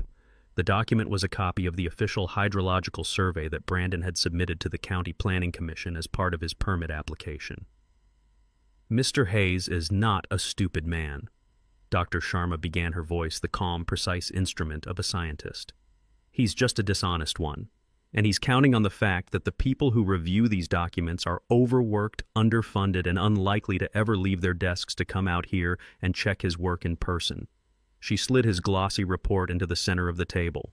It was full of colorful charts, complex graphs, and reassuring executive summaries. It looked official, it looked expensive, it looked true. "According to this report," she said, tapping a summary page, "the primary water source for the proposed Viridian Valley Resort will be a series of high-capacity groundwater wells drilled into the lower valley aquifer. The report is full of data, impressive-looking numbers about flow rates and sustainability, all designed to reassure the Planning Commission that the project will have a negligible impact on the local water table." "And is any of that true?" I asked. A thin, cold smile touched Dr. Sharma's lips. "Oh, the numbers are real enough," she said. "The problem isn't the numbers, it's the conclusion. He's telling the county he can supply a multi-million-gallon-a-day project by drinking from a Dixie cup. The aquifer he's talking about is shallow and prone to seasonal depletion. It could never sustain a project of this magnitude for more than a few years before running dry and devastating every other well in the lower valley. So he's lying, I said, the word tasting like poison. He's not lying, Mr. Chen, the lawyer, interjected quietly, his eyes fixed on the report. He's committing fraud. There's a legal distinction. Dr. Sharma nodded in agreement. Exactly. And here, she said, her finger tracing a line on the report, is the heart of that fraud. She slid one of her own topographical maps next to Brandon's report. In any legitimate hydrological survey of this valley, the first and most significant source of water that must be accounted for is Amani's Creek. It is the dominant feature of the entire watershed. But in Mr. Hayes's report, she flipped through the pages, her movements quick and angry. It's mentioned exactly once, in an appendix. It's referred to as a minor seasonal runoff stream. He has deliberately and systematically erased the single most important source of water in this valley from his official report. The sheer breathtaking audacity of the lie left me speechless. He hadn't just ignored the creek. He had dismissed it, minimized it, tried to render it invisible, just as he had tried to render me invisible. He did this for two reasons. Evelyn said, her voice a low, dangerous growl. First, if he had acknowledged the creek's importance, the county would have required years of environmental impact studies, which would have delayed his project and eaten into his profits. Second, and more importantly, by pretending the creek is insignificant, he hides the fact that his entire project is dependent on a resource he doesn't control. Dr. Sharma pointed to the final page of Brandon's report, a page filled with signatures and official-looking stamps from an engineering firm I'd never heard of. This is not just an omission, Mr. Covington, she said, her voice full of a scientist's cold fury. This is a deliberate falsification of data. This is scientific malpractice. This report is a work of fiction designed to deceive, and I am prepared to testify to that under oath in any court in this state. She closed the report with a quiet, definitive snap. It was the sound of a coffin lid closing. We now had him. We had the motive, we had the means, and now we had the proof of the crime. Brandon's grand vision wasn't just built on arrogance, it was built on a foundation of pure, calculated fraud. The kitchen table was no longer just a piece of furniture, it was a war room, and the documents spread across its scarred oak surface were maps of the enemy's territory, revealing a fatal, catastrophic weakness in his fortifications. Dr. Sharma's words, a deliberate falsification of data, hung in the air cold and heavy as a hangman's noose. We all understood the scientific lie. Now it was Mr. Chen's turn to explain the legal consequences. The lawyer, who had been listening with a quiet, predatory stillness, finally spoke. He leaned forward, his hands clasped, his demeanor shifting from that of a quiet observer to a master lecturer about to explain a killing blow. Think of it like the foundation of a skyscraper, Silas. He began, his voice calm and precise, stripping all the emotion out of the room and leaving only the cold, hard logic of the law. A project of this magnitude requires a pyramid of permits from the county and the state. Environmental permits, building permits, zoning variances, dozens of them. But the very first permit, the one upon which all the others are built, is the water use permit. It is the concrete foundation upon which the entire legal structure of his project rests. He paused, letting the weight of the analogy sink in. And what Dr. Sharma has just proven, he continued, tapping the fraudulent report with a single elegant finger, is that his foundation is not just flawed, it is made of sand. He has secured his primary foundational permit from the county by committing deliberate, demonstrable fraud. He didn't just make an error. He didn't just omit a minor detail. He actively lied about the single most critical resource for his entire project. Evelyn, her face a mask of cold fury, picked up the thread. So what does that mean, David? In practical terms. In practical terms, Mr. Chen replied, a thin, almost invisible smile touching his lips. It means that the moment we present this evidence to the Planning Commission, they will be legally obligated to revoke his water use permit. And the moment that foundational permit is revoked, the entire pyramid collapses. Every other permit he has secured, the building, permits, the environmental clearances, they all become instantly invalid because they were all granted based on the assumption that he had a legal and sustainable source of water, which he does not. I wasn't a lawyer. I didn't understand all the nuances of permits and statutes, but I understood what he was saying in my bones. It was like watching a man build a beautiful, elaborate house only to find out he had built it on land that belonged to someone else. The house itself didn't matter anymore. His ownership was a fiction. It gets worse for him, Mr. Chen added, his voice dropping to an even colder, more clinical tone. He didn't just commit fraud against the county. He has almost certainly committed fraud against his own investors. He has secured hundreds of millions of dollars in capital based on a business plan that he knew was built on a lie. When they find out that their investment is not just at risk, but is in fact legally dead on arrival because he never secured the most critical asset, well, they will not be pleased. This goes beyond a simple permit violation. This enters the realm of securities fraud. The full, beautiful, and terrible scope of it finally settled on me. Brandon, in his arrogance, had been so focused on acquiring the final piece of his puzzle, my farm, that he had built the rest of his empire on a foundation of pure fiction. He thought he was a king poised to conquer the last rebellious province. He had no idea his entire kingdom was an illusion, a phantom built on a lie about a stream. Evelyn looked at the documents on the table, then at me, then back at Mr. Chen. "So," she said, her voice a low, dangerous purr that sent a shiver down my spine. "The entire project is a house of cards, and Dr. Sharma has just handed us the single card we need to pull to make it all fall down." "Precisely," Mr. Chen confirmed. "We don't need to fight him in court for years. We don't need to argue about the value of the farm. All we have to do is present the truth to the right people, and his world will simply cease to exist." The fraudulent report lay on the kitchen table like a dead thing, its glossy pages a testament to my son-in-law's boundless arrogance. We had the truth. We had the weapon. But it was Evelyn who saw the complete shape of the victory, a victory that went far beyond simply exposing a single lie. She looked up from the documents, her eyes locking with mine, and in her gaze I saw the final brilliant move in this terrible chess game. "Exposing the fraud is the sword, Silas," she said, her voice a low, steady hum of pure, focused power. "It will kill his project. It will ruin him financially, and that will be a beautiful thing to watch." She paused, letting the weight of that sink in. "But a wounded animal is a dangerous animal. He or men like him will always be circling. Killing this one project is not enough. We need to salt the earth so that nothing like this can ever grow here again. We need to protect this farm and this water forever." She leaned forward, her hands flat on the table, her energy commanding the entire room. "This is what we are going to do," she said, and it was not a suggestion, it was a declaration. "You are not going to sell this farm, not to me, not to the trust, not to anyone. Selling is his language, it's a transaction. We are not going to engage in a transaction, we are going to perform a transfiguration." I listened, my heart thumping a slow, steady rhythm in my chest. "We are going to take the Covington farm, a private asset that can be fought over, inherited, and sold, and we are going to transform it into the Covington Imani Conservation Trust, a community legacy that is permanent, protected, and untouchable." Mr. Chen, the lawyer, nodded in agreement. "It's an irrevocable conservation easement, Silas," he explained, his voice adding the cold, hard legal structure to Evelyn's passionate vision. "You will sign a legal document that permanently transfers the development rights and the all-important water rights of this property to the Land Heritage Trust. The land itself will still be in the family name for now, but its use will be legally restricted forever. It can only ever be a farm. It can never be a golf course. It can never be a subdivision. It can never be anything other than what it is."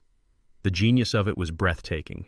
It wasn't a sale, it was a vow made legally binding. It was my promise to Imani codified and filed with the state of North Carolina. "So, I would still own the land," I said, trying to grasp the full shape of it. "In title, yes," Evelyn said. "But you would be its steward, its guardian, not its master. And more importantly, when you pass, your daughter will inherit the land, but she will also inherit the unbreakable legal obligation to preserve it. She will inherit the farm, but not the right to destroy it. She will never be able to sell it to a man like her husband." This was the final, beautiful, and heartbreaking piece of the puzzle. This plan didn't just punish Brandon. It protected Lena from herself, from her own weakness, from the man she had chosen. It was a final act of fatherly love, a boundary drawn from beyond the grave. It ensured that no matter what happened, my wife's soul, The soul that was written in this soil would be safe. The beauty of it, Evelyn continued, a rare cold smile touching her lips, is that it renders Brandon completely powerless. His entire plan was based on eventually controlling this land through your daughter. When this trust is filed, that possibility is extinguished. The water rights will be controlled by a board of directors whose mission is the exact opposite of his. He cannot threaten you. He cannot pressure you. Any negotiation for the water would have to be with me, and I can assure you that will be a very, very short conversation. I looked out the window at my fields at the morning mist rising from Amani's Creek. I saw 150 years of my family's struggle and survival. I saw my great-grandfather's dream. I saw my wife's legacy. And I saw the future not as a source of fear, but as a source of hope. A future where this land would not just survive, but would serve a purpose, perhaps as a teaching farm for young black farmers, a living testament to our history. I had come into this fight thinking only of defense, of how to save what was mine.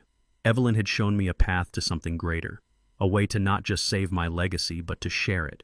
I looked at her, at this warrior queen who had come to my aid, and I gave her the only answer that was possible. "Get the papers," I said. "Let's do it." Mr. Chen, the lawyer, worked with a quiet, efficient grace that was a beautiful thing to watch. He cleared a space on the kitchen table, pushing aside the old maps and deeds, and from his own elegant briefcase he produced a single slim folder. Inside was not a stack of papers, but a single multi-page document bound in a neat blue cover. It looked clean, modern, and formidable. "This is the conservation easement and trust agreement," he said, his voice calm and professional. "I've had my office drafting it since Evelyn first put me on notice about this situation months ago. It is based on the contingency plan we discussed." He slid the document into the center of the table. Its official title was printed in a simple, bold font: the Covington Imani Agricultural Heritage Trust. Seeing her name next to mine, legally and permanently bound to the future of this land, sent a wave of emotion through me so powerful it almost buckled my knees. It was no longer just my promise to her. It was now her promise, her legacy made real and permanent in the cold, hard language of the law. This document was her final will and testament, a shield she had helped to forge from beyond the grave. Evelyn walked over and stood beside me, her hand resting gently on my shoulder. "Silas," she said softly, "David is going to walk you through the key provisions. I want you to be absolutely certain. Once you sign this, there is no going back. Ever." I knotted my throat too tight to speak. For the next 15 minutes, Mr. Chen explained the document, his voice a calm, steady presence in the quiet kitchen. He explained how I, Silas Covington, would be named the lifetime steward of the trust, with the right to live and farm on this land until the day I died. He explained how upon my death the stewardship would pass not to an individual, but to a board of directors comprised of members of the Land Heritage Trust, and a designated seat for a member of the Covington family, should they choose to accept it. He explained how the water rights would be managed by this board with a primary mission of ensuring the ecological health of the valley. And he explained in clear, unambiguous terms that the development rights were being permanently extinguished. This land could never be subdivided, never be commercially developed, never be anything other than a working farm and a community resource. It was a legal fortress, and its walls were absolute. When he was finished, he looked at me. "Do you have any questions, Mr. Covington?" I looked at the document. I looked at the name. Covington Imani. It was the most beautiful thing I had ever seen. "No," I said, my voice a hoarse whisper. "I have no questions." He nodded and produced a fountain pen from his breast pocket. It was a heavy, substantial pen, the kind a man uses to sign treaties to make history. He unscrewed the cap and placed it on the table in front of me, pointing to a single empty line at the bottom of the last page. "Then, if you are ready," he said. I picked up the pen. It felt heavy in my work-worn hand. My mind flashed back to the framed deed on my living room wall, to the shaky, determined X my great-grandfather Abraham had made a man who could not write his own name, but who had understood the profound, earth-shaking power of ownership. His signature had been an act of acquisition, of claiming a piece of the world for himself. My signature, I realized, was the opposite. It was an act of release. It was an act of letting go of the idea of ownership itself in order to protect the soul of the thing I owned. I was not acquiring. I was preserving. With a steady hand, a hand that had held plows and delivered calves and fixed engines, I signed my name, Silas Covington. The ink flowed a dark, rich blue against the crisp white paper. It was not the signature of a young man full of hope or a middle-aged man full of strength. It was the signature of an old man, a man who had loved and lost and learned the difference between what a man owns and what a man is responsible for. I set the pen down. A profound and deeply peaceful silence settled over the room. It was done. The promise was kept. The farm was safe. I was no longer its owner. I was its eternal guardian. With my signature, a single definitive stroke of a pen, the ownership of my life's work had been transferred. The legal shield was in place. The fortress was built. I felt a sense of profound and deeply weary finality. I had done all I could do. The rest was no longer in my hands. I looked at Evelyn and I saw a woman transformed. The friend, the compassionate advisor who had sat beside me as I signed away my heritage was gone. In her place was the CEO, the strategist, the warrior queen.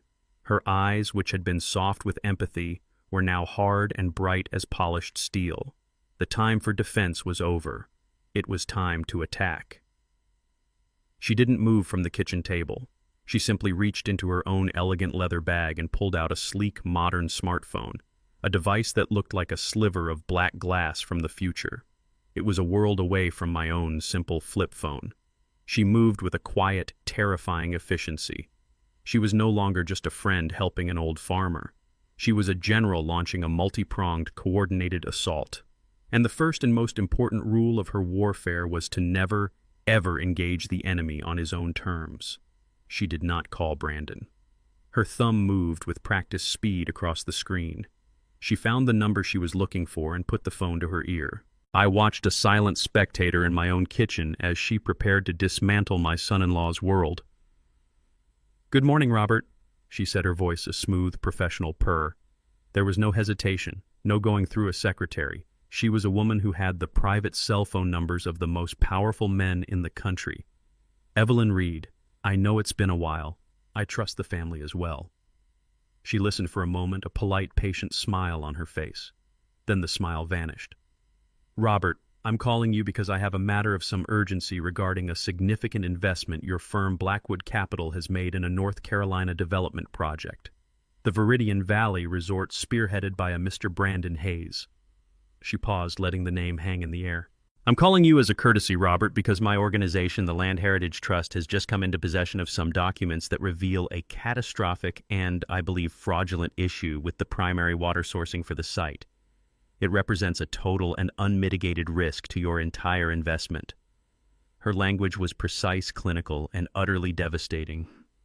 She didn't speak of slaps or wedding gifts or broken promises. She spoke of risk, of liability, of fraud. She was speaking the only language these men understood, the language of money. I could almost hear the sound of a very expensive chair creaking as a man named Robert sat up a little straighter in his New York office. "No, I'm not prepared to discuss the specifics over the phone," Evelyn continued, her voice firm. "This is a conversation that needs to happen in person with all relevant documents on the table. My team and I are currently on site at the Covington farm, which is, shall we say, the epicenter of the problem. I would strongly suggest that you and any of your other principal partners be here as well, this afternoon if possible. I believe Mr. Hayes' future and your capital depends on it." She listened for another moment, then nodded. "Excellent. I'll have my assistant send you the coordinates. We'll see you around 3. She ended the call. She didn't look triumphant. She looked like a surgeon who had just completed the first critical incision. She made 2 more calls, one after the other, to different names at different investment firms, each conversation a slight variation of the first, a quiet, polite, and utterly lethal dissemination of information. She was methodically, and with no emotion whatsoever, cutting the financial legs out from under Brandon's empire. Only when she was finished, only when she knew that the sharks were circling, did she finally deign to call the shark himself. She found Brandon's number and dialed. "Brandon, hello," she said, and her voice was a miracle of deception, as warm and friendly as a summer breeze. "Evelyn Reed. Yes, from the Land Heritage Trust. I know it's a pleasure to finally speak with you as well." She listened, a small, encouraging smile on her face. "Actually, the reason I'm calling is that I have some wonderful news. I've been in touch with your investors from Blackwood Capital this morning. They are very, very excited about the Viridian Valley project, and they want to have an on-site meeting this afternoon to finalize the next stage of funding." "Yes, this afternoon. They asked me to reach out to you personally. Can you be here at the Covington farm, say around 3 o'clock, to close the deal?" She paused, her eyes locking with mine, a silent, deadly promise in their depths. "Wonderful," she said. "We'll see you then." After the whirlwind of phone calls, a strange new kind of quiet settled over the farmhouse. It was not the peaceful silence of solitude, but the tense, charged silence of a stage being set, of actors taking their places in the wings, waiting for the curtain to rise. The hours leading up to 3 o'clock crawled by with a torturous slowness. We did not make small talk. There was nothing small left to talk about. We were in the deep water now, and the time for idle chatter was long past. Dr. Sharma, the hydrologist, sat at one end of the kitchen table, which had become our command center. She was surrounded by her charts and maps, double-checking her data, highlighting key figures, preparing her scientific testimony with the meticulous precision of a scholar. Mr. Chen, the lawyer, sat at the other end, his own set of documents laid out in a neat, orderly grid. He was drafting a formal summary of our legal position, a single-page document that would serve as the executioner's warrant. He worked with a quiet, focused intensity, his fountain pen scratching softly on the heavy, cream-colored paper. Evelyn was a whirlwind of quiet, controlled energy. She was on the phone, her voice a low, authoritative murmur. She was not just setting a trap, she was choreographing a masterpiece of corporate theater. She was coordinating the arrival times of the different investors, ensuring they would all be here before Brandon arrived, giving her time to frame the narrative, to set the terms of the engagement. "Robert, your flight lands at 2. Excellent," I heard her say. "My driver will meet you at the private terminal. He'll have a packet of preliminary documents for you to review on the way here." She was not leaving a single detail to chance. I, for my part, was a ghost in my own home. I refilled their coffee cups. I made a plate of simple sandwiches that no one touched. I paced the floor from the kitchen to the living room and back again, my body a vessel of restless, nervous energy. My cheeks still throbbed with a dull ache, a constant physical reminder of the stakes. I would step out onto the porch and look down the long, empty dirt road, half expecting to see a cloud of dust, half dreading it. This was my home, my sanctuary, and I had invited the wolves to my door. I trusted Evelyn. I trusted her strategy. But the thought of seeing my daughter again, of facing my son-in-law in the wake of his violence, was a knot of ice in my stomach. At 2:30, the first of the expensive cars, a gleaming black sedan with tinted windows, crunched its way up my driveway. A man in a sharp gray suit got out, looking around at my humble farm with an expression of mild bewilderment. Evelyn met him on the porch, shaking his hand, her voice a low, professional murmur. "Robert, so glad you could make it. Let's go inside. We have a lot to discuss before Mr. Hayes arrives." A few minutes later, another car arrived, and then a third. The wolves were gathering. Evelyn led them into my living room. I did not join them. This was her stage, and my part in the play did not begin until the main villain arrived. I could hear the low murmur of their voices, the serious, concerned tones of powerful men who have just been told their money is at risk. I could hear the calm, authoritative voice of Evelyn and the precise scientific explanations of Dr. Sharma. They were not just presenting evidence. They were building a case. They were poisoning the well. They were ensuring that by the time Brandon arrived, full of his own self-importance, ready to close the deal, he would not be walking into a room of allies. He would be walking into a jury that had already reached its verdict. The stage was set. The audience was seated. And now all we needed was for the star of the show to make his grand and final entrance. The hours that followed were the longest of my life. The kitchen table, which had been a war room just a short time ago, was now quiet. The documents stacked in a neat, ominous pile. The house was no longer a home. It was a stage, a set carefully and meticulously designed for the final tragic act of a play that had been 2 years in the writing. And I was an actor waiting in the wings for my final silent cue. Evelyn was the director, and she was a master of her craft. She moved through my house with a quiet, purposeful energy, transforming my simple, rustic world into a backdrop for a corporate execution. She was on her phone constantly, her voice a low, calm, and utterly authoritative murmur. She wasn't just inviting people to a meeting, she was choreographing an ambush. I overheard snippets of her conversations, each one a small, perfect piece of her grand, terrible strategy. "Robert, your flight lands at 2, I heard her say. "Excellent. My driver will meet you at the private terminal. He'll have a packet of preliminary documents for you to review on the way here."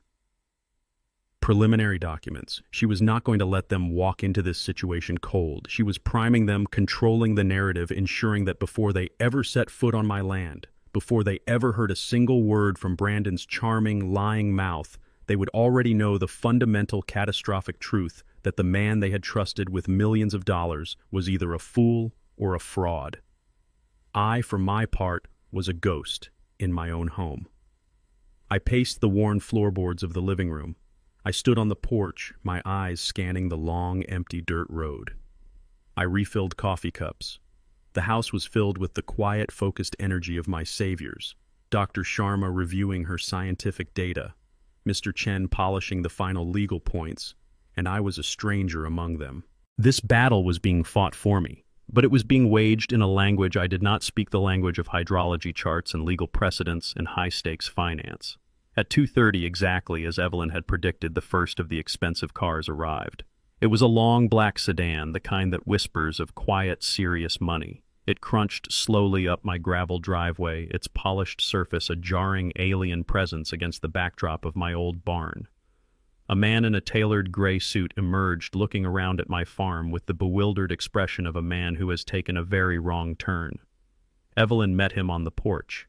Her handshake was firm, her smile professional but not warm. "Robert, so glad you could make it," she said, her voice a low, confidential murmur.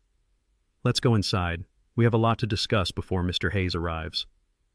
Another car arrived a few minutes later, and then a third. The investors, the men who held Brandon's future in their manicured hands, were gathering. They were men like him, men who wore their power like an expensive suit. But they were older, colder, their eyes holding the hard, pragmatic gleam of men who did not suffer fools gladly. Evelyn led them into my living room, and I retreated to the kitchen. I did not want to see them. I did not want to hear their conversation. But I could feel it. I could feel the atmosphere in my home, which had been so full of quiet dignity just hours before, becoming charged with the cold, brutal energy of money and betrayal. Through the doorway, I could hear the low murmur of their voices. I heard the calm, scientific precision of Dr. Sharma as she explained the watershed. I heard the sharp, irrefutable logic of Mr. Chen as he explained the legal ramifications of the fraudulent report. And over it all, I heard the calm, authoritative voice of Evelyn, not accusing, not shouting, but simply laying out the facts, one devastating, undeniable truth after another. She was not just presenting a case. She was conducting an autopsy. She was showing them with cold, clinical precision that the project they had invested in was already dead. The stage was set. The jury had been selected, presented with the evidence, and had already, in the quiet of my living room, reached their verdict. All that was left was for the condemned man to arrive for his own sentencing. And then I heard it. The sound of another car on the gravel driveway. A car that was moving too fast. A car that was driven by a man who believed he was arriving at his own coronation. I heard the car long before I saw it. It was the sound of impatience, the angry whine of an expensive engine being pushed too fast down a road that was meant for tractors and slow-moving pickup trucks. I stood on my front porch, my hands resting on the weathered railing, and I watched the cloud of dust grow larger as it approached. It was a plume of disrespect, a cloud of hurried urban energy invading the quiet, deliberate peace of my land. The black SUV, the same one from the wedding, fishtailed slightly as it came to a halt on the gravel, a needlessly aggressive stop that sprayed small stones against the side of my barn.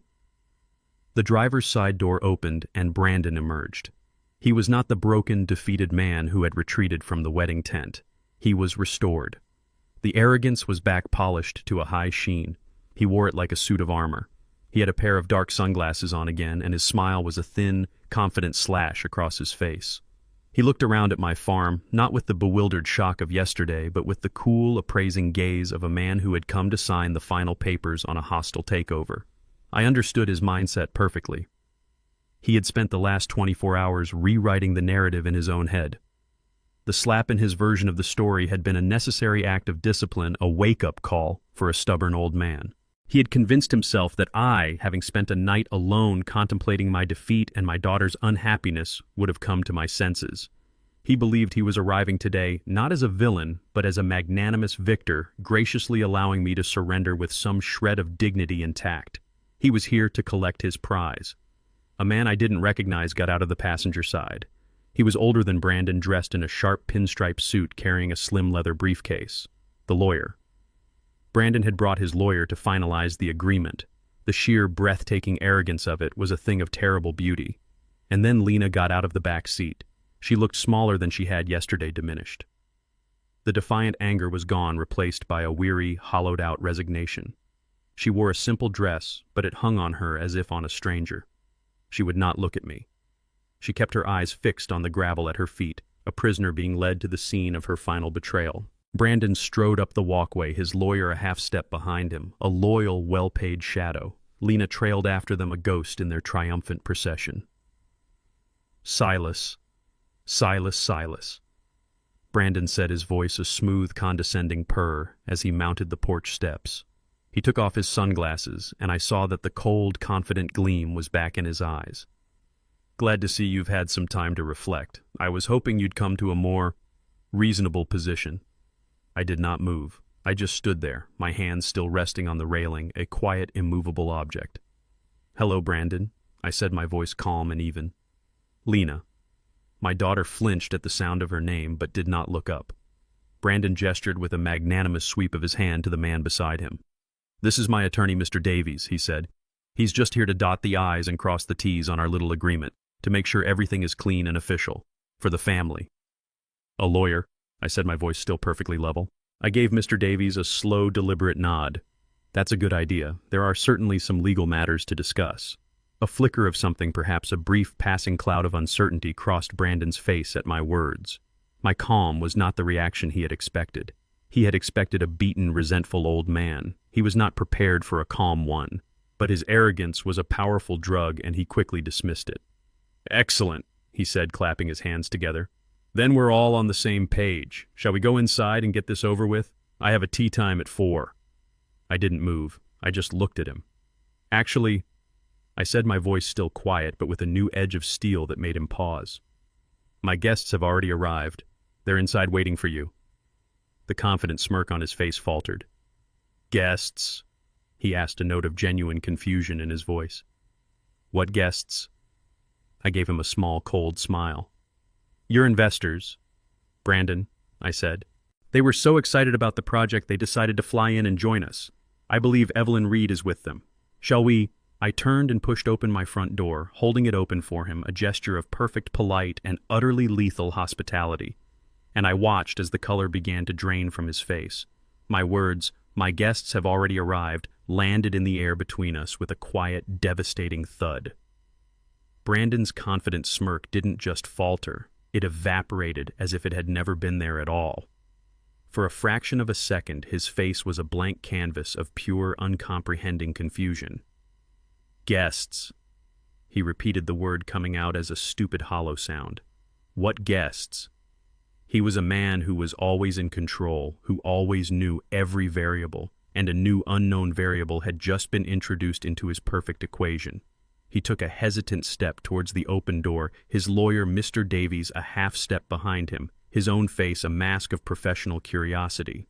Brandon peered into the dim light of my living room, and that's when he saw them. He didn't see them clearly at first, just the silhouettes of 3 men standing watching, waiting. But he recognized the shapes, he recognized the expensive tailored suits, he recognized the postures of power, the easy, confident stillness of men who were used to being in charge. And then a figure moved out of the shadows and into the light of the open doorway. It was Evelyn Reed. She stood there, a portrait of calm, regal authority, a silent, powerful queen in my humble home. Brandon stopped breathing. I saw it. I saw the air leave his lungs in a silent rush, and I saw him forget to inhale again. His entire body went rigid. The color, which had just begun to return to his face, drained away again, leaving a sick, pasty, grayish pallor. He looked as if he had just seen a ghost, a powerful, impeccably dressed ghost who held his entire future in her hands. His lawyer, Mr. Davies, who did not understand the significance of this woman, just looked confused. Brandon, he said, his voice a quiet, questioning sound. "Who are these people?" But Brandon couldn't answer. He couldn't speak. He could only stare. He was looking at the woman he had been trying to impress for months, the woman whose partnership was the final crowning jewel in his planned empire. And she was here, in my house, waiting for him. And she was not smiling. The three men inside my living room, the men from New York, the men who controlled the flow of money that was the lifeblood of his ambition, moved into the light behind Evelyn. Robert Blackwood, a man whose picture was often in the financial pages, his face a mask of cold, quiet fury. The other two, whose names I didn't know, wore identical expressions of grim professional displeasure. They were not here to close a deal. They were not here to celebrate. They were here for an execution. Brandon finally managed to draw a breath. It was a ragged, shallow, panicked gasp. "Evelyn," he stammered, his voice, a choked, strangled thing that was a pathetic imitation of his usual smooth baritone. "Robert, what are you all doing here? I thought the meeting was just with me." "We were invited," Robert Blackwood said, his voice as cold and sharp as breaking glass. He held up a thin file, the preliminary documents Evelyn had sent. "We were just reviewing some rather troubling inconsistencies in your hydrological reports, Brandon. Inconsistencies that Mrs. Reed was kind enough to bring to our attention." The trap was sprung. The ambush was complete. Brandon looked from the investors' cold, accusing faces to Evelyn's calm, implacable one. He looked at the file in Robert Blackwood's hand. And then he looked at me, standing there holding the door open my face, a quiet, unreadable mask. And in that moment, he finally truly and catastrophically understood. This was not a negotiation. This was not a meeting. This was a tribunal, and he was the one on trial. His body seemed to shrink in on itself. The arrogant, confident posture collapsed. He looked small and weak and utterly hopelessly trapped. He had walked into my home expecting a surrender. He had just realized he had walked into his own funeral. The moment Brandon saw Evelyn Reed standing in my living room, the color drained from his face. It was not a slow paling, but a sudden, violent evacuation of all warmth and life, leaving a waxy gray mask of pure, unadulterated shock. His arrogant stride faltered. He stopped dead in his tracks, 1 foot on the porch, 1 foot over the threshold, a man caught between two worlds, the one he thought he controlled and the one that was about to destroy him. Evelyn did not move. She just stood there, a portrait of calm, regal power, her hands clasped loosely in front of her. She let the silence stretch, a tactic I recognized, letting his panic and confusion fester in the quiet space. She was the predator, and she was letting her prey see the trap just before it snapped shut. Finally, she offered a smile. It was a terrible thing, that smile. It was a thin, bloodless curve of her lips that held no warmth, no welcome. It was the smile of an executioner offering a final, insincere platitude to the condemned. "Welcome, Mr. Hayes," she said, her voice a low, melodious alto that was somehow more menacing than any shout could have been. "Thank you for coming on such short notice. Please come in." It was an invitation that sounded like a command. It was a welcome that felt like a summons. Brandon did not move. He was paralyzed, his mind, which was always working 10 steps ahead, frantically trying to process an impossible reality. The woman he had been courting for months, the woman whose approval was the final jewel in his crown, was here in this dusty old farmhouse with his investors. And she was not on his side. "Evelyn," he finally stammered the name, a strangled foreign sound in his own throat. What is this? I thought this was a meeting to finalize the deal." "It is a meeting," Evelyn corrected him gently, her voice like silk wrapped around a razor blade. "But I'm afraid the terms of the deal have changed rather significantly. There are a few points in your proposal that we and your partners," she gestured to the stone-faced men from New York, "need to clarify." Robert Blackwood, the lead investor, stepped forward. He held the thin file of documents Evelyn had given him, and he held it like a prosecutor holding up a piece of damning evidence. "Brandon," he said, his voice a low, dangerous rumble, "we've been reviewing your hydrological surveys for the Viridian Valley project, and we have some questions, a lot of questions." The use of his first name was a deliberate insult, a stripping away of his professional title, reducing him from a partner to a subordinate who was about to be disciplined. Brandon's eyes darted from Blackwood's furious face to Evelyn's cold, calm one, and then finally to me still standing by the door. And in my quiet, steady gaze he found no comfort, no explanation. He only saw the final, terrible confirmation of the truth. He had been ambushed. And the architect of his destruction was the one person in the world he had never for a single second considered his equal. The old, senile farmer he had slapped at the wedding. A sound escaped his lips, a pathetic, strangled gasp of air. "This is a misunderstanding," he said, the words tumbling out desperate and unconvincing. "Silas, what is this? What have you told them?" He was trying to cast me as the villain, the senile old man who had filled their heads with lies. But his performance was a failure. The audience was no longer on his side. "Mr. Covington has told us nothing, Mr. Hayes," Evelyn said, her voice cutting through his panicked excuses. "The documents, however, tell us a very interesting and a very disturbing story. A story of fraud, of misrepresentation, and of a multi-million-dollar project built on a foundation of pure, calculated deceit. And that is the story," she said, her smile vanishing completely, "that we are all here to discuss." She gestured to the empty armchair in the living room, the one my own father used to sit in. "Please," she said, "have a seat." It was not an invitation. It was a sentencing, and Brandon, his face the color of wet cement, finally numbly and with the shuffling, defeated steps of a man walking to the gallows, obeyed. Brandon sat stiffly in my father's old armchair, a throne that suddenly seemed far too big for him. He was trying to regain his composure to project an air of a man who was the victim of a misunderstanding, a corporate ambush.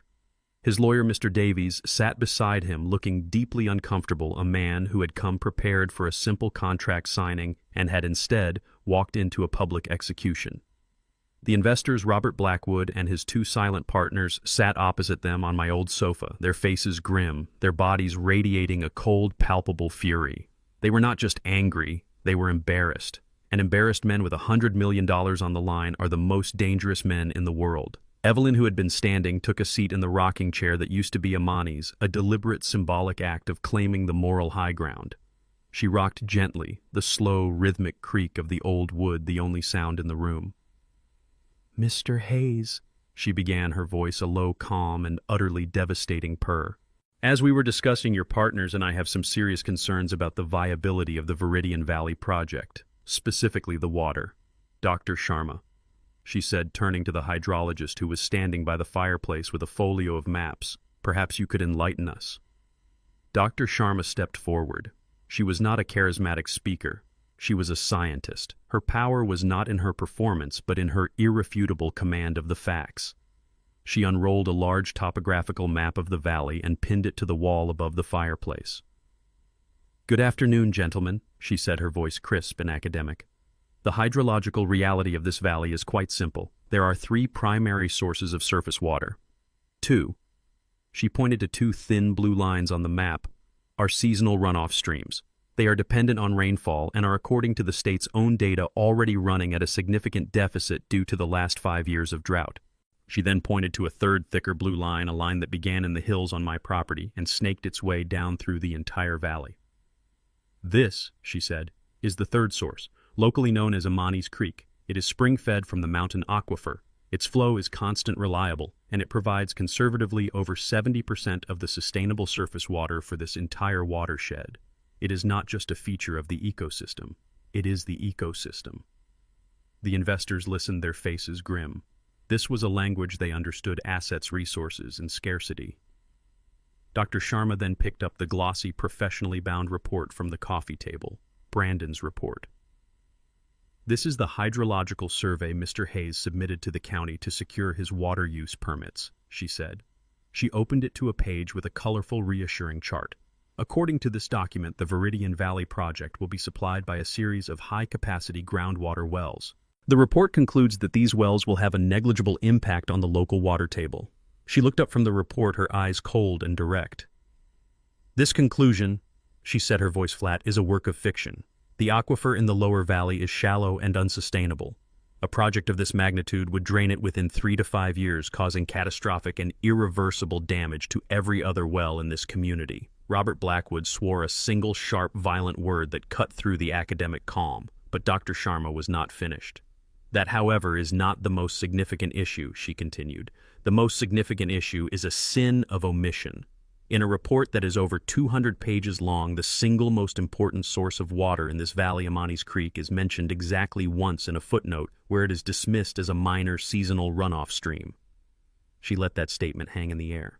"Gentlemen," she said, her voice dropping each word a carefully placed hammer blow, "this is not an oversight, this is not a mistake, this is a deliberate, calculated, and fraudulent misrepresentation of scientific data designed for the express purpose of deceiving the County Planning Commission, and I can only assume you his investors.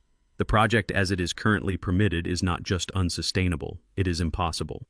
She closed the report and placed it back on the table. It landed with a soft final thud, the sound of a coffin being closed on a multi-million-dollar lie. The silence that followed Dr. Sharma's presentation was absolute. It was the dead, airless quiet of a tomb. The investors, these powerful men from New York, were no longer just angry. They were processing. They were calculating. They were looking at Brandon with the cold, dispassionate eyes of a butcher sizing up a piece of meat that had gone bad. Robert Blackwood, the leader, finally spoke, his voice a low, dangerous rumble. "Brandon," he said, and the name was an indictment. "Is what this woman says true? Did you build this entire proposal on a fraudulent water survey?" Brandon, who had been a statue of gray, waxy shock, finally seemed to come back to life. He saw a lifeline, a chance to pivot, to negotiate. "Robert, this is a procedural issue," he stammered, trying to regain his footing, to put on the familiar, reassuring mask of the competent dealmaker. "A misunderstanding. We can fix this. We can buy the water rights from him," he said, gesturing at me with a desperate, dismissive flick of his hand. "Everything has a price. We'll make him an offer he can't refuse. We'll solve the problem." He was trying to reframe the situation, to turn it back into a simple transaction, a negotiation where his money was still the ultimate power. He was trying to cast me as the final obstacle that could be bought, and himself as the man who could broker the deal. And in that moment, Evelyn Reed, who had been watching this pathetic performance with a look of profound, almost bored contempt, decided it was time for the final killing blow. "I'm afraid that won't be possible, Mr. Hayes," she said, her voice cutting through his desperate excuses like a surgeon's scalpel. "The water rights are not for sale." Brandon scoffed, a pathetic, strangled sound of disbelief. "Everything is for sale, Evelyn," he sneered, his arrogance making a brief, desperate return. "It's just a matter of finding the right number." "No," Evelyn said, and her voice was as cold and final as a gravestone. "Not this time," she looked at Mr. Chen. "David, if you would."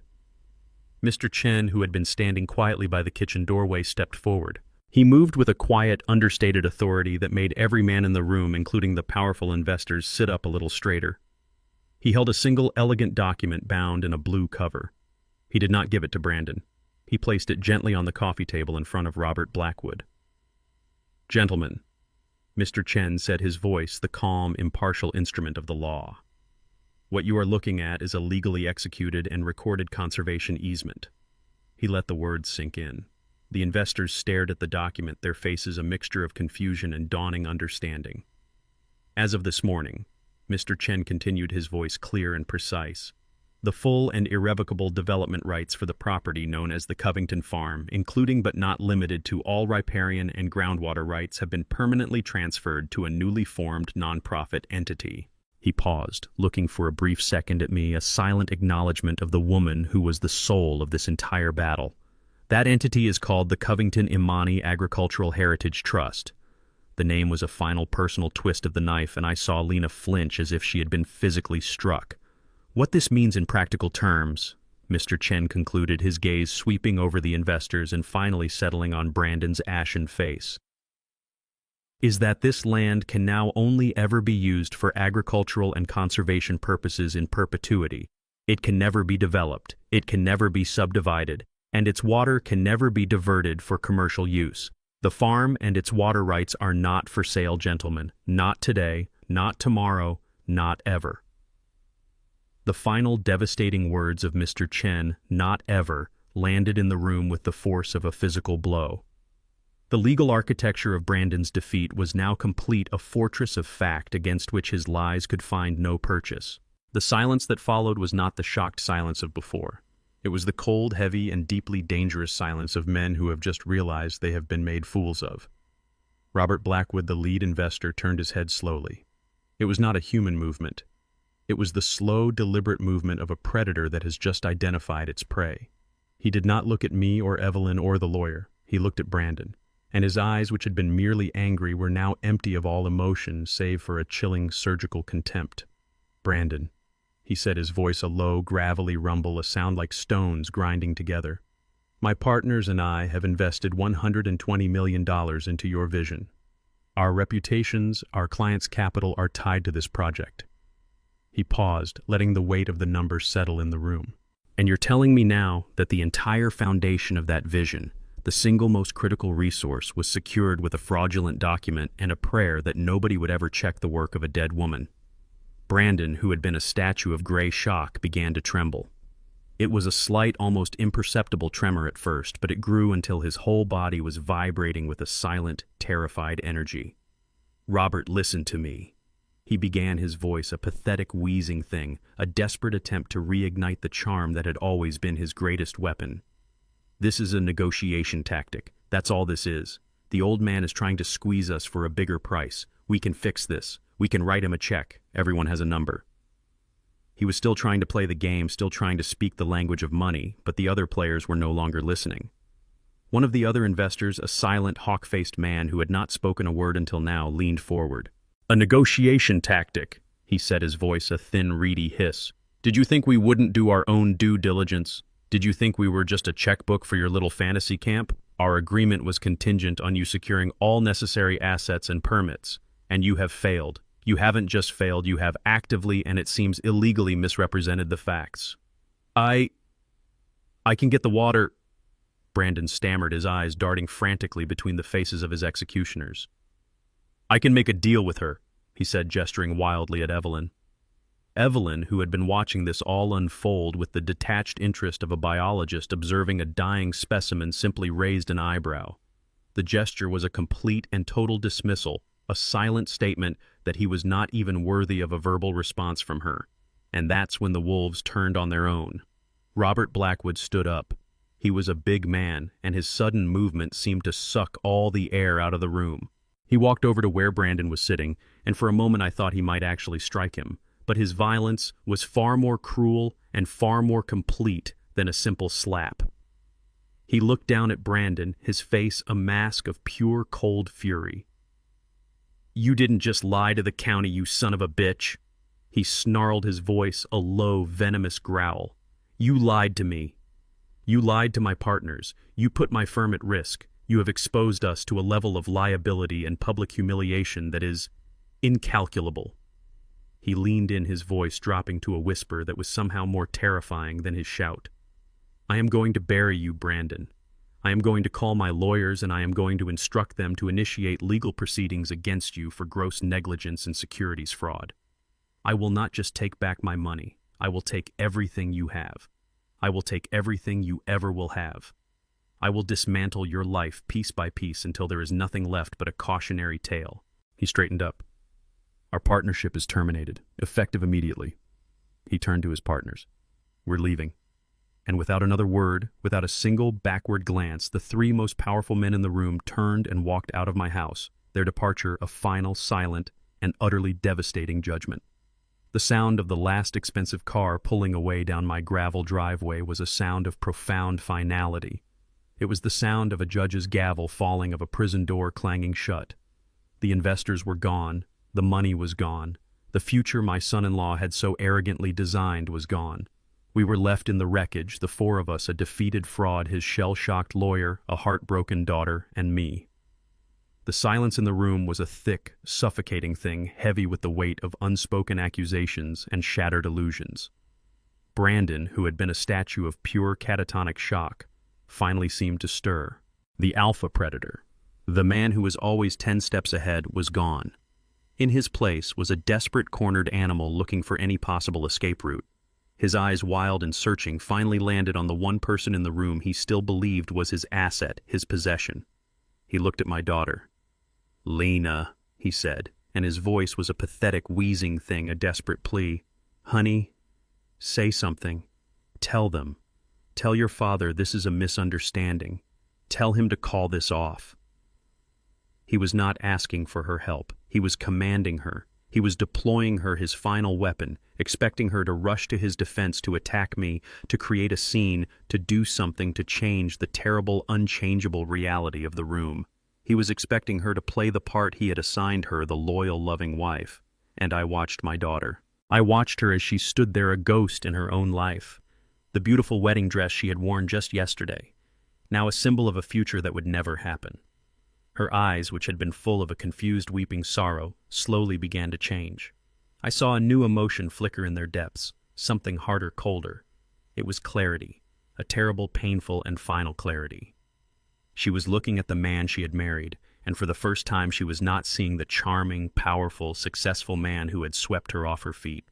She was seeing a liar, a fraud, a weak, pathetic bully who had just been brought to his knees not by a more powerful man, but by the simple, unyielding truth.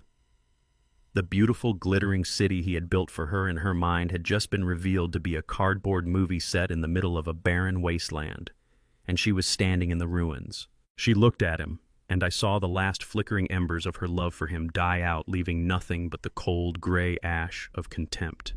He saw the change in her face, and a new, more desperate kind of panic entered his eyes. "Lena," he snapped, his voice a sharp, ugly command. "Say something. Defend me. He's your father. You can control him." But she did not move. She did not speak. She just continued to look at him, her silence a judgment more damning than any words could ever be. Her silence was not empty. It was a solid thing, a wall that was rising between them, a wall he could never breach. Her silence said, "You did this. This is who you are. And I see it now." Her silence was her answer, and her answer was no. He finally understood. He looked at her still silent form, and he realized that he had not just lost the farm, the water, the money. He had lost his last and most valuable asset. He had lost his wife. He had lost the one person in the world whose love and loyalty he had taken for granted, the person whose own family he had tried to destroy for his own gain. A low, keening sound of pure despair escaped his lips. It was the sound of a man who had just discovered he was not just bankrupt, but utterly and completely alone. And in that moment I felt no victory. I felt no satisfaction. I only felt a profound and deeply sorrowful pity. I was watching a ghost witness the death of his own soul, and my daughter, my poor lost daughter, was watching it too. The sound of the last luxury car crunching its way down my gravel driveway was a sound of profound and irreversible finality. The investors were gone. The money was gone. The entire glittering and fraudulent future that my son-in-law had designed was gone. And in its place, there was only a thick, suffocating silence, a silence filled with the dust of a collapsed empire. I did not feel a sense of victory. I did not feel a surge of vengeful joy. As I looked at the man who had slapped me, who had tried to steal my heritage, who had broken my daughter's heart, I felt only a deep and deeply sorrowful pity. He was a puppet whose strings had been cut. He sat in my father's armchair, a shrunken, hollowed-out version of the titan he had believed himself to be just an hour ago. The mask of the confident developer, the charming groom, the master of the universe, it had all been burned away, leaving only the terrified, bewildered face of a boy who had been caught in a lie too big for him to carry. His lawyer, Mr. Davies, was the first to move. He was a professional, a man whose job was not to judge, but to manage disasters. And this was a disaster of epic proportions. He stood up, his movements crisp and efficient. He walked over to Brandon and placed a firm, restraining hand on his shoulder. "Brandon," he said, and his voice was a low, urgent, and utterly devoid of emotion. "Do not say another word, not one. Do you understand me?" It was not a piece of advice, it was a command. It was the sound of a lawyer desperately trying to stop his client from digging his own grave any deeper. Brandon looked up at him, his eyes vacant, uncomprehending. The architect of a city that had never existed. Mr. Davies then turned his cool professional gaze to Evelyn, to Mr. Chen, and to me. "My client has no further comment at this time," he said, his voice a flat legal statement. "We will be in touch." It was a pathetic, flimsy shield against a nuclear blast, but it was the only one he had. He turned back to Brandon. "Get up," he said, his voice a little harder now. "We're leaving." Brandon did not seem to hear him. He was staring at Lena. His eyes for the first time were not full of command or anger, but of a desperate pleading need. He was a drowning man looking to the one person in the world he thought would be his lifeboat. And he found that his lifeboat was a ghost, a silent weeping statue that could not move to save him. Mr. Davies, seeing that his client was in a state of shock, took his arm and pulled him gently but firmly to his feet. Brandon stumbled, his legs unsteady as if he had forgotten how to walk. The lawyer guided him towards the door, a grim, pinstriped undertaker leading the living dead from the scene of their own demise. As they passed Lena, Brandon reached out a trembling hand as if to touch her arm to make one last desperate appeal. But she flinched, a small violent recoiling as if his touch were a flame. And in that small final rejection, his last hope died. He allowed his lawyer to lead him out the door, his steps a slow shuffling and utterly defeated retreat. He did not look back. Lena remained a silent, solitary figure in the middle of the room. She watched the man she had married, the man for whom she had sacrificed her own father's love, shamble out of her life. She watched his lawyer guide him into his expensive car, the symbol of a wealth that was now a fiction. She watched them drive away, leaving a cloud of dust and the bitter metallic taste of ruin in the air. Her perfect, glittering future had just been revealed to be a house of cards, and the wind had just blown it all away. The last of the expensive cars crunched its way down my gravel driveway, a sound of profound and irreversible finality. The investors were gone. The money was gone. The entire glittering and fraudulent future that my son-in-law had designed was gone. And in its place there was only a thick, suffocating silence. A silence filled with the dust of a collapsed empire. I did not feel a sense of victory. I did not feel a surge of vengeful joy. As I looked at the man who had slapped me, who had tried to steal my heritage, who had broken my daughter's heart, I felt only a deep and deeply sorrowful pity. He was a puppet whose strings had been cut. He sat in my father's armchair, a shrunken, hollowed-out version of the titan he had believed himself to be just an hour ago. The mask of the confident developer, the charming groom, the master of the universe, it had all been burned away, leaving only the terrified, bewildered face of a boy who had been caught in a lie too big for him to carry. His lawyer, Mr. Davies, was the first to move. He was a professional, a man whose job was not to judge but to manage disasters. And this was a disaster of epic proportions. He stood up, his movements crisp and efficient. He walked over to Brandon and placed a firm, restraining hand on his shoulder. "Brandon," he said, and his voice was a low, urgent, and utterly devoid of emotion. "Do not say another word, not one. Do you understand me? It was not a piece of advice, it was a command. It was the sound of a lawyer desperately trying to stop his client from digging his own grave any deeper." Brandon looked up at him, his eyes vacant, uncomprehending. The architect of a city that had never existed. Mr. Davies then turned his cool, professional gaze to Evelyn, to Mr. Chen, and to me. "My client has no further comment at this time," he said, his voice a flat legal statement. "We will be in touch." It was a pathetic, flimsy shield against a nuclear blast, but it was the only one he had. He turned back to Brandon. "Get up," he said, his voice a little harder now. "We're leaving." Brandon did not seem to hear him. He was staring at Lena. His eyes for the first time were not full of command or anger, but of a desperate pleading need. He was a drowning man looking to the one person in the world he thought would be his lifeboat. And he found that his lifeboat was a ghost, a silent weeping statue that could not move to save him. Mr. Davies, seeing that his client was in a state of shock, took his arm and pulled him gently but firmly to his feet. Brandon stumbled, his legs unsteady, as if he had forgotten how to walk. The lawyer guided him towards the door, a grim, pinstriped undertaker leading the living dead from the scene of their own demise. As they passed, Lena, Brandon reached out a trembling hand as if to touch her arm to make one last desperate appeal. But she flinched, a small, violent recoiling as if his touch were a flame. And in that small, final rejection, his last hope died. He allowed his lawyer to lead him out the door, his steps a slow shuffling and utterly defeated retreat. He did not look back. Lena remained a silent, solitary figure in the middle of the room. She watched the man she had married, the man for whom she had sacrificed her own father's love, shamble out of her life. She watched his lawyer guide him into his expensive car, the symbol of a wealth that was now a fiction.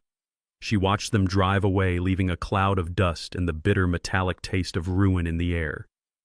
Her perfect glittering future had just been revealed to be a house of cards, and the wind had just blown it all away. She was the last piece of wreckage from the storm, and I had no idea how to begin to put her back together. Evelyn and her team did not linger. Their work was done. There were quiet handshakes, solemn nods of respect, and then they were gone, their sensible sedan crunching its way back down the driveway, leaving me in the quiet aftermath of the storm. They left me with the victory, and they left me with my daughter. She stood in the middle of the living room, a piece of beautiful, shattered wreckage. The silence in the house was now immense, a vast, empty space that was once filled with her husband's rage and the cold, hard facts of the law.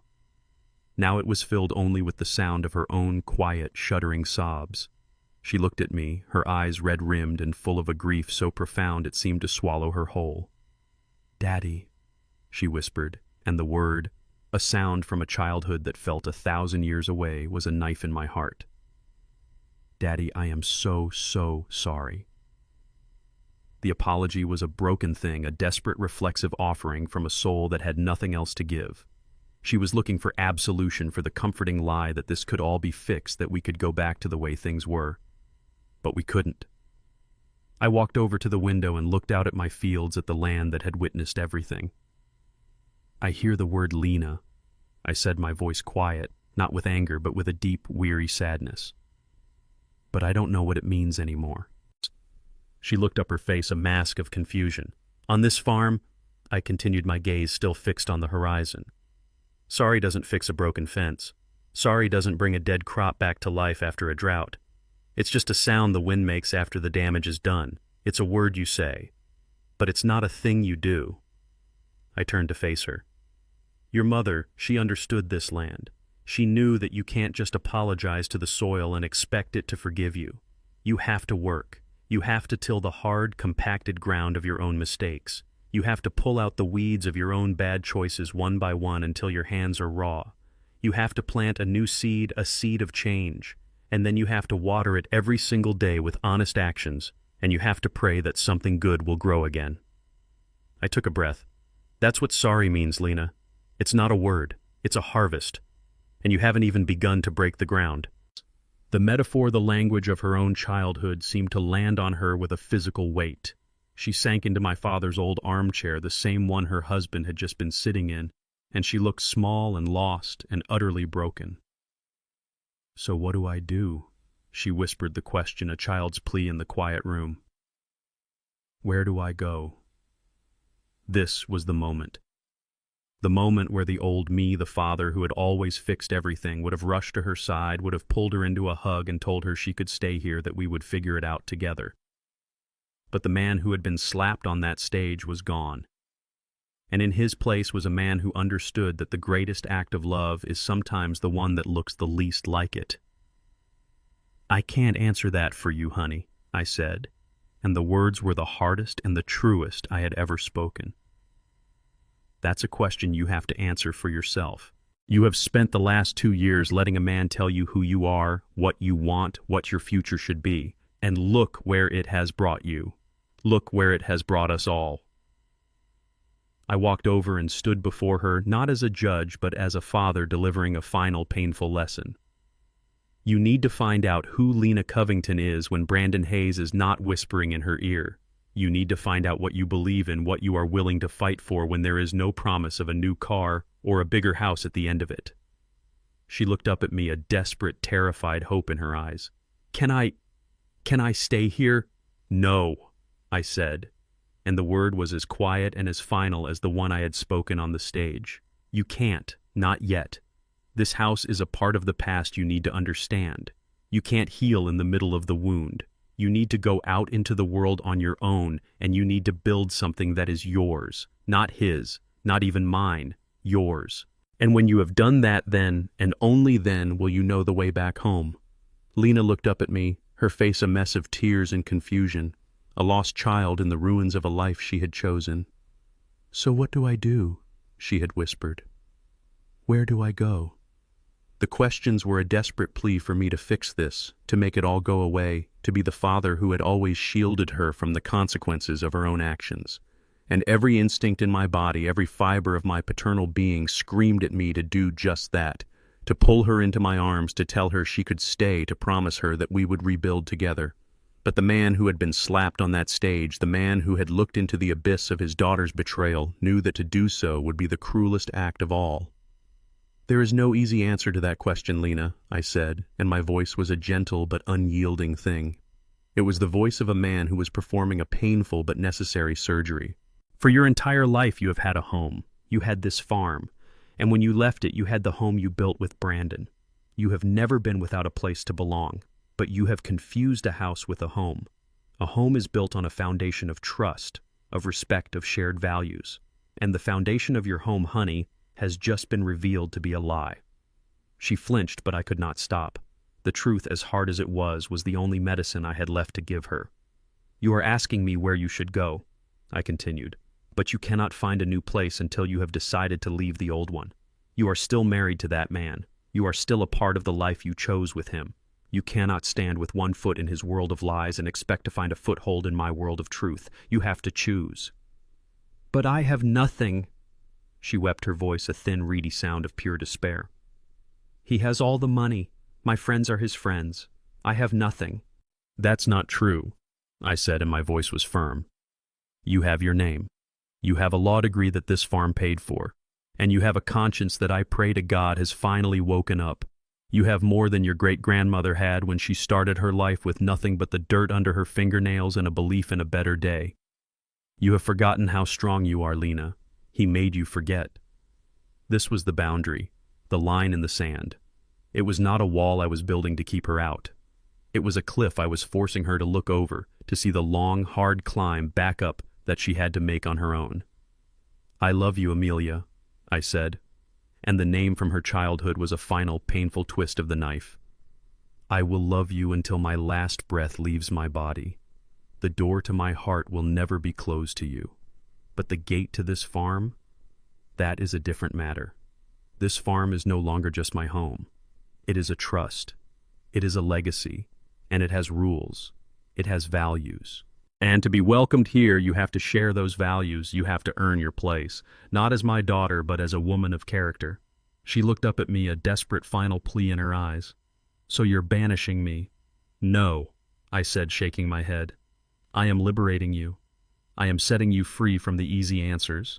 I am forcing you to do the one thing your husband never wanted you to do, to think for yourself, to stand on your own 2 feet, to face the consequences of your choices, and to build a life that is worthy of the woman I know you can be." I took a step back, a physical act of creating the distance she needed to cross on her own. "Go," I said, my voice a quiet, final command. "Go find a lawyer. Go file for divorce. Go get a job. Go find a small apartment. Go be the woman your mother raised you to be. And when you have done that, when you have built something that is truly yours, something founded on honesty and self-respect, you will not need to ask me for the way back home. You will already know it." The sound of her car, a small, sensible rental that was a world away from the luxury SUV she had arrived in, faded into the distance, leaving a silence that was heavier than any before it. My daughter was gone. I had won the war for my farm, but I had lost the battle for her soul. The victory felt hollow, the peace a bitter, lonely thing. I stood on the porch, a general on an empty battlefield, and I felt nothing but a profound and deeply weary sense of loss. Evelyn, who had been quietly giving me my space, finally came and stood beside me. She didn't offer empty platitudes. She didn't say, "You did the right thing." She just stood there, a silent, solid presence beside me, sharing the weight of the quiet.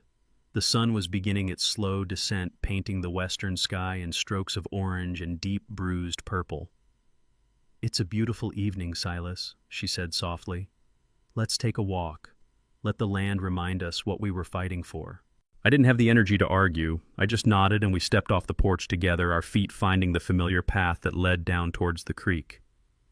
The cool evening air was a balm on my spirit, scented with pine and the rich, damp smell of the earth. For a long time we walked in silence, the only sound the familiar crunch of gravel under our boots. He will be ruined, you know, Evelyn said, finally, her voice a low, matter-of-fact sound. Blackwood and his partners will not be merciful. They will dismantle him. He will lose everything. He already has, I said, my voice a hoarse whisper. He just doesn't know it yet. I wasn't talking about him, she said gently. I was talking about the idea of him. The idea that our land, our history, is just a commodity to be bought and sold by the highest bidder. Today, that idea lost, and that is a victory that goes far beyond one arrogant young man. We reached the Weeping Willow by the bank of Imani's Creek. The water flowed over the smooth stones, a quiet, eternal music. Our great-grandfathers fought for this Silas, she said, her gaze fixed on the water. They fought just to have a piece of earth to call their own. Our parents fought to hold on to it. And our generation, our job is to ensure that it has a future. That was when she turned to me, her eyes shining with a vision that went far beyond the events of this single terrible day. This farm is safe now, she said. The trust will protect it from ever being developed. But preservation is not enough. A legacy isn't something you put in a glass case to look at. It's something you use. It's a tool. It's a seed. I looked at her, not understanding. Silas, she said, her voice filled with a new vibrant energy. What if this farm was more than just your legacy? What if it could be the legacy of 100 new farmers? What if the Covington Imani Trust wasn't just about protecting this land, but about using this land to teach? The idea when it landed was so audacious, so full of a hope, I had not allowed myself to feel that it took my breath away. A school, I whispered. More than a school, she said, her vision expanding to fill the twilight around us. A teaching farm, a center for sustainable agriculture for young black men and women who want to work the land but don't have the resources to start. We could partner with the agricultural colleges. We could set up scholarships. We could use this land, your knowledge, your story to grow a new generation of farmers. I looked out at my fields, the fields that had been a battlefield just hours ago, and I saw them with new eyes. I saw not just rows of corn and soybeans, but rows of young, eager faces. I saw hands, black hands, plunged into this soil, learning its secrets just as I had. I saw the old barn not just as a place to store hay, but as a classroom. I saw the farmhouse not as a lonely old man's refuge, but as a place filled with the noise and energy of students of hope. And in that moment, the vision became real. The hollow ache in my chest, the space that Lena had left behind, began to fill with something new, something warm, something powerful. A purpose. This was not an ending. It was a planting. The farm was safe. And now its real work could begin. The weeks that followed the confrontation were a strange, quiet time. The farm, which had been a fortress, a command center, slowly began to feel like a home again. But it was a different kind of home. It was no longer just my private sanctuary, a vessel for my own memories. It was now a place of shared purpose, a place with a future that was bigger than just me. Evelyn and I spoke on the phone regularly, and the initial exciting plans for the teaching farm began to take shape. We talked about crop rotation and soil health, about scholarships and community outreach. For the first time in years, I was not just thinking about the next harvest. I was thinking about the next generation. The pain in my cheek had long since faded, leaving no physical trace. But the memory of the slap, the memory of my daughter's silence, was a different kind of scar, one that I knew I would carry with me to my grave. It was a quiet ache, a phantom limb of a relationship that had been amputated. I did not try to ignore it. I simply lived with it the way a farmer learns to live with the weather. I did not hear the news about Brandon from a gossip column or a triumphant phone call from an ally. I heard it the way news has always traveled in our valley, quietly, matter-of-factly, as a part of the natural rhythm of life. I was at the local feed store, the one my father had shopped at, picking up a bag of seed corn. Old Mr. Henderson, the store's owner, a man whose family had known my family for 100 years, was ringing me up. "Heard about your son-in-law," he said, his voice a low, gravelly rumble as he counted out my change. He didn't look at me. He just kept his eyes on the cash register, a gesture of quiet, respectful privacy. "Yes, sir," I said, my own voice neutral. "News travels fast." "It does," he said. He finished counting the change and pushed it across the counter towards me. Read it in the Raleigh paper this morning. Chapter 11 bankruptcy. And a whole slew of lawsuits from his investors. Sounds like a real mess. I gathered the change, the familiar weight of the coins cool in my palm. I had expected to feel something at this news. A surge of triumph, a sense of vindication, a moment of, I told you so. But I felt nothing of the sort. I just felt a profound and deeply weary sense of inevitability. It was like watching a rotted old tree finally fall over in a storm. It was a destructive event, but it was not a surprising one. It was simply the natural consequence of its own internal decay. A man builds his house on a foundation of lies. I said more to myself than to Mr. Henderson. He shouldn't be surprised when the floor gives way. Mr. Henderson just grunted in agreement. He knew the story. The whole valley knew the story. They knew about the wedding, the slap, the quiet, devastating victory that had followed. He looked up at me then, and his old, tired eyes were full of a deep, quiet respect. "You did right by your land, Silas," he said. "You did right by Amani." That was all he said, but it was enough. As I drove home, the bag of seed corn, a solid, reassuring weight on the seat beside me, I thought about Brandon. I thought about the empire he had tried to build, a glittering city of glass and greed, and how it had all crumbled into dust because he had failed to understand the simple, fundamental power of the earth beneath his feet. He had seen my farm as a resource to be exploited, a thing to be conquered. He had never understood that the land itself has a kind of memory, a kind of justice. He had tried to steal my water, to pave my fields, to erase my story. And in the end, the land, the water, the story, they had risen up and they had erased him instead. I did not feel joy at his ruin. I felt only a quiet, somber sense of balance having been restored to the world. He had not been defeated by me or by Evelyn or by a clever legal strategy. He had been defeated by 150 years of my family's sweat, by the ghost of a woman who loved a creek, and by the stubborn, unyielding, and eternal truth of the soil. The mail came on a Tuesday, the way it always did, delivered by a woman in a dusty Jeep who always gave a friendly wave. I was on the porch mending a piece of harness leather, a small, familiar task that helped to quiet the mind. I saw the small white envelope in the bundle of bills and circulars, and my heart gave a small, painful lurch. The handwriting was my daughter's.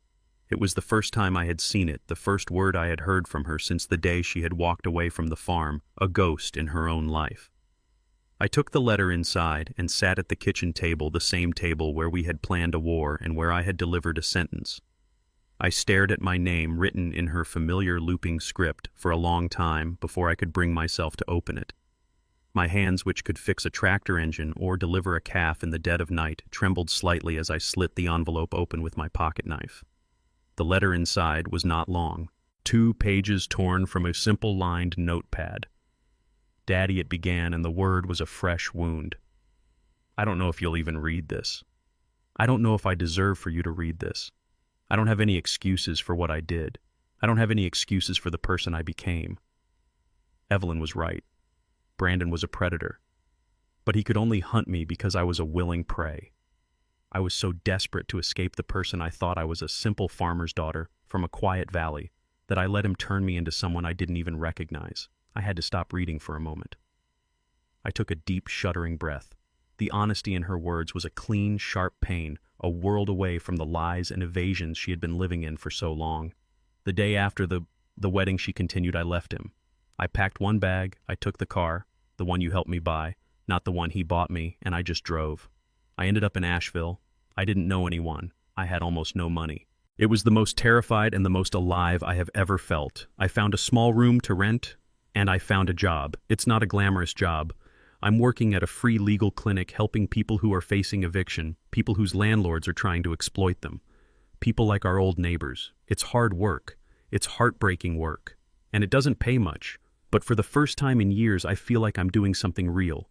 I'm using the education you gave me, the education this farm paid for, not to help a rich man get richer, but to help a poor woman keep a roof over her children's heads. Every day I see the faces of people who are being bullied by men like Brandon. And every day I am reminded of the shame of my own silence. I don't know what my future holds. I have filed for divorce. He is not contesting it. I think he is too busy with his own legal battles to care about me anymore. I am starting from scratch. I am trying to build a new foundation, like you said, one that is mine. I am trying to find the girl who loved the smell of hay and the feel of the earth in her hands. I don't know if she's still in there, but I am trying to find her. I am not writing to ask for your forgiveness. I know I have not earned that yet. I am not writing to ask to come home. I know I have not earned that either. I am just writing to say that I see it now. I see what you were fighting for. I see the value in what I was so desperate to throw away. And I am sorry. Not the word, the harvest. I am just now beginning to break the ground. Your daughter, Lena. I folded the letter and put it back in the envelope. The ache in my heart was still there, but for the first time since the wedding, it was not an ache of pure loss. It was an ache of hope, a small, fragile, and deeply precious seed of hope. My daughter was lost, but she was finally, after all this time, trying to find her way home. The letter from Lena was a seed, a small, fragile seed of hope planted in the quiet, fallow ground of my heart. I tucked it away in the old tin box alongside the deeds and the maps, another piece of the farm's long, complicated history. I did not write back. The next move, the next season of growth had to be hers and hers alone. Instead, I turned my attention back to the soil, to the land, the one thing that had never lied to me, the one thing that had always rewarded honest work with an honest harvest. The winter was a quiet time of planning and preparation. Evelyn and her team from the Trust worked tirelessly, turning the grand vision we had discussed by the creek into a practical working reality. There were meetings with the local agricultural college, applications to be written for grants, and a curriculum to be designed. My old farmhouse, once a place of silent grief, was now filled with the low, buzzing energy of purpose. Young, brilliant people, friends of Evelyn's, would sit at my kitchen table, their laptops open, their minds full of ideas about soil science and cooperative farming models. I would just sit and listen, a quiet old man in the corner, and I would feel the future of my farm taking root. And then spring came. It arrived the way it always did, not with a sudden announcement, but with a series of quiet, gentle whispers. The thawing of the ground, the budding of the old dogwood tree, the return of the robins. And with the spring came the students. They were the first class of the Covington Imani Agricultural Heritage Program. There were only 6 of them, 4 young men and 2 young women, all of them. Black, all of them, with a fire in their eyes, and a hunger to connect with the land that their own families had lost a generation or 2 ago. They were city kids mostly. They arrived in clean boots and with brand new work gloves, full of a nervous, excited energy. They looked at my old barn, at my sleeping fields, with a mixture of awe and intimidation. And I, the old farmer who had thought his teaching days were long over, found a new purpose. I did not lecture them from a book. I taught them with my hands. I taught them the language of the soil, how to read its texture, its color, its smell. I taught them how to listen to the weather, to feel the coming rain in the ache of their own bones. I taught them the difference between a weed and a crop, the rhythm of planting, of cultivating, of waiting. My farm, which had been a quiet, solitary place for so long, was now alive with a new kind of music. It was the sound of their questions, their laughter, as a stubborn mule refused to budge, their shouts of triumph when the first tender green shoots of corn broke through the dark soil. They were not just learning to be farmers. They were learning a part of themselves they had never known they had lost. They were connecting with the legacy of their own ancestors, the men and women who had worked the same Carolina soil for centuries. I would often sit on the porch in the late afternoon watching them in the fields. They were young and strong and full of a hope that was as bright and green as the new crops. I would watch them, their hands stained with the same dirt that had stained my own, and I would feel a sense of peace so profound it was almost a physical presence. This was the harvest. Not the corn, not the soybeans. This was the real legacy. It wasn't about holding on to a piece of land. It was about passing on the knowledge that the land held. One evening, a young woman named Sarah, a quiet, thoughtful girl from Charlotte, came and sat with me on the porch swing. "Mr. Covington," she said, her voice full of a quiet reverence, "thank you for this. I never knew this was inside me." "What's that child?" I asked. "This feeling," she said, struggling for the words, "this feeling of being home, of belonging to a piece of the earth." I just knotted my throat too tight to speak. I knew the feeling. I had known it my whole life, and now it was hers too. I had not lost a farm. I had planted a forest. The porch swing moved in its familiar gentle rhythm, a slow wooden heartbeat that had measured out the seasons of my life. The summer had settled deep into the valley, a warm green blanket of life, and the ugly memories of the wedding had finally begun to fade like a bad dream in the morning light. The farm was no longer silent. The quiet which had been a companion of my grief for so long had been replaced by a new and far more beautiful sound, the sound of children's laughter. Down in the fields that bordered the creek, I could see them. The first 6 students of the program, my students, were no longer just pupils. They had become teachers.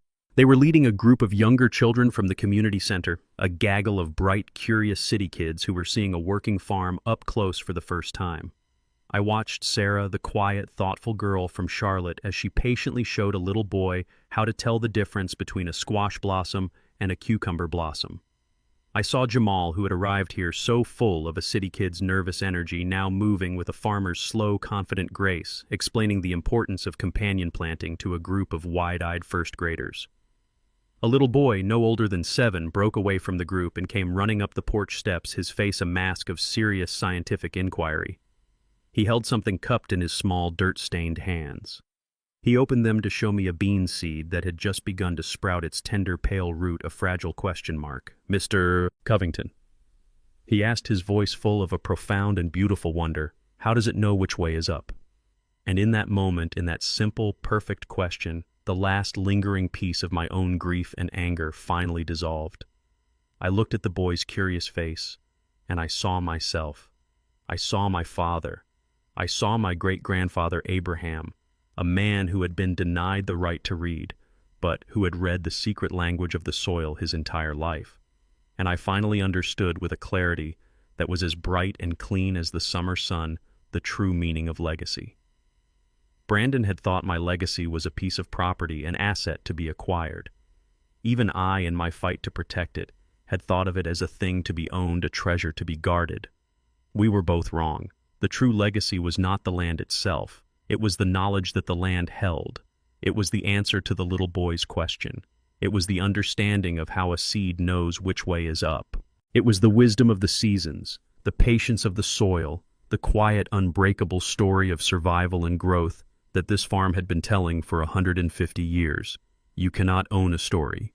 You can only become a part of it, and then if you are worthy, you can pass it on. My great-grandfather had passed the story to his son. My father had passed it to me. And I, in my grief and my solitude, had almost let that story die with me. But now it was being told again. It was being told in the excited shouts of the children in the fields. It was being written in the fresh new lines of their understanding. I thought of Lena's letter, of her slow, painful journey to rebuild her own foundation. I was beginning to understand that my greatest gift to her was not the farm itself, but the hard-won freedom to find her own story. I hoped with all my heart that her story would one day lead her back here, not as an heir claiming an inheritance, but as a student ready to learn again. I looked out at the fields, at the young teachers and their even younger pupils. I saw the sun glinting off the surface of Amani's Creek, and I could almost feel her presence beside me on the swing, her hand in mine, her heart full of a quiet, profound joy. We had not just saved the farm, we had given it its true purpose. The real harvest was not the corn in the fields or the money it would bring. The real harvest was this, the passing of the story, the planting of a seed of knowledge in the fertile soil of a child's mind. And that was a legacy that no one could ever buy, no one could ever steal, and no one could ever pave. I learned that the deepest roots are not in the soil, but in one's self-respect. For years I quietly absorbed disrespect for the sake of peace, but true peace cannot be built on a foundation of indignity. A single act of violence at my daughter's wedding taught me that a man's legacy is not the land he owns, but the lines he is willing to draw to protect his honor. By letting go of the deed to my farm, I reclaimed ownership of my soul and ensured my ancestors' legacy would nourish the future, not just one man's greed. And now I have a question for you. Have you ever had to draw a line, not for revenge, but to protect the very core of who you are? Let me know your story in the comments below, or even just a simple yes if you understand. It helps to know these old truths still have a home in the world. If this story resonated with you, please show your support by hitting that like button and subscribing. It tells me these stories are still worth telling.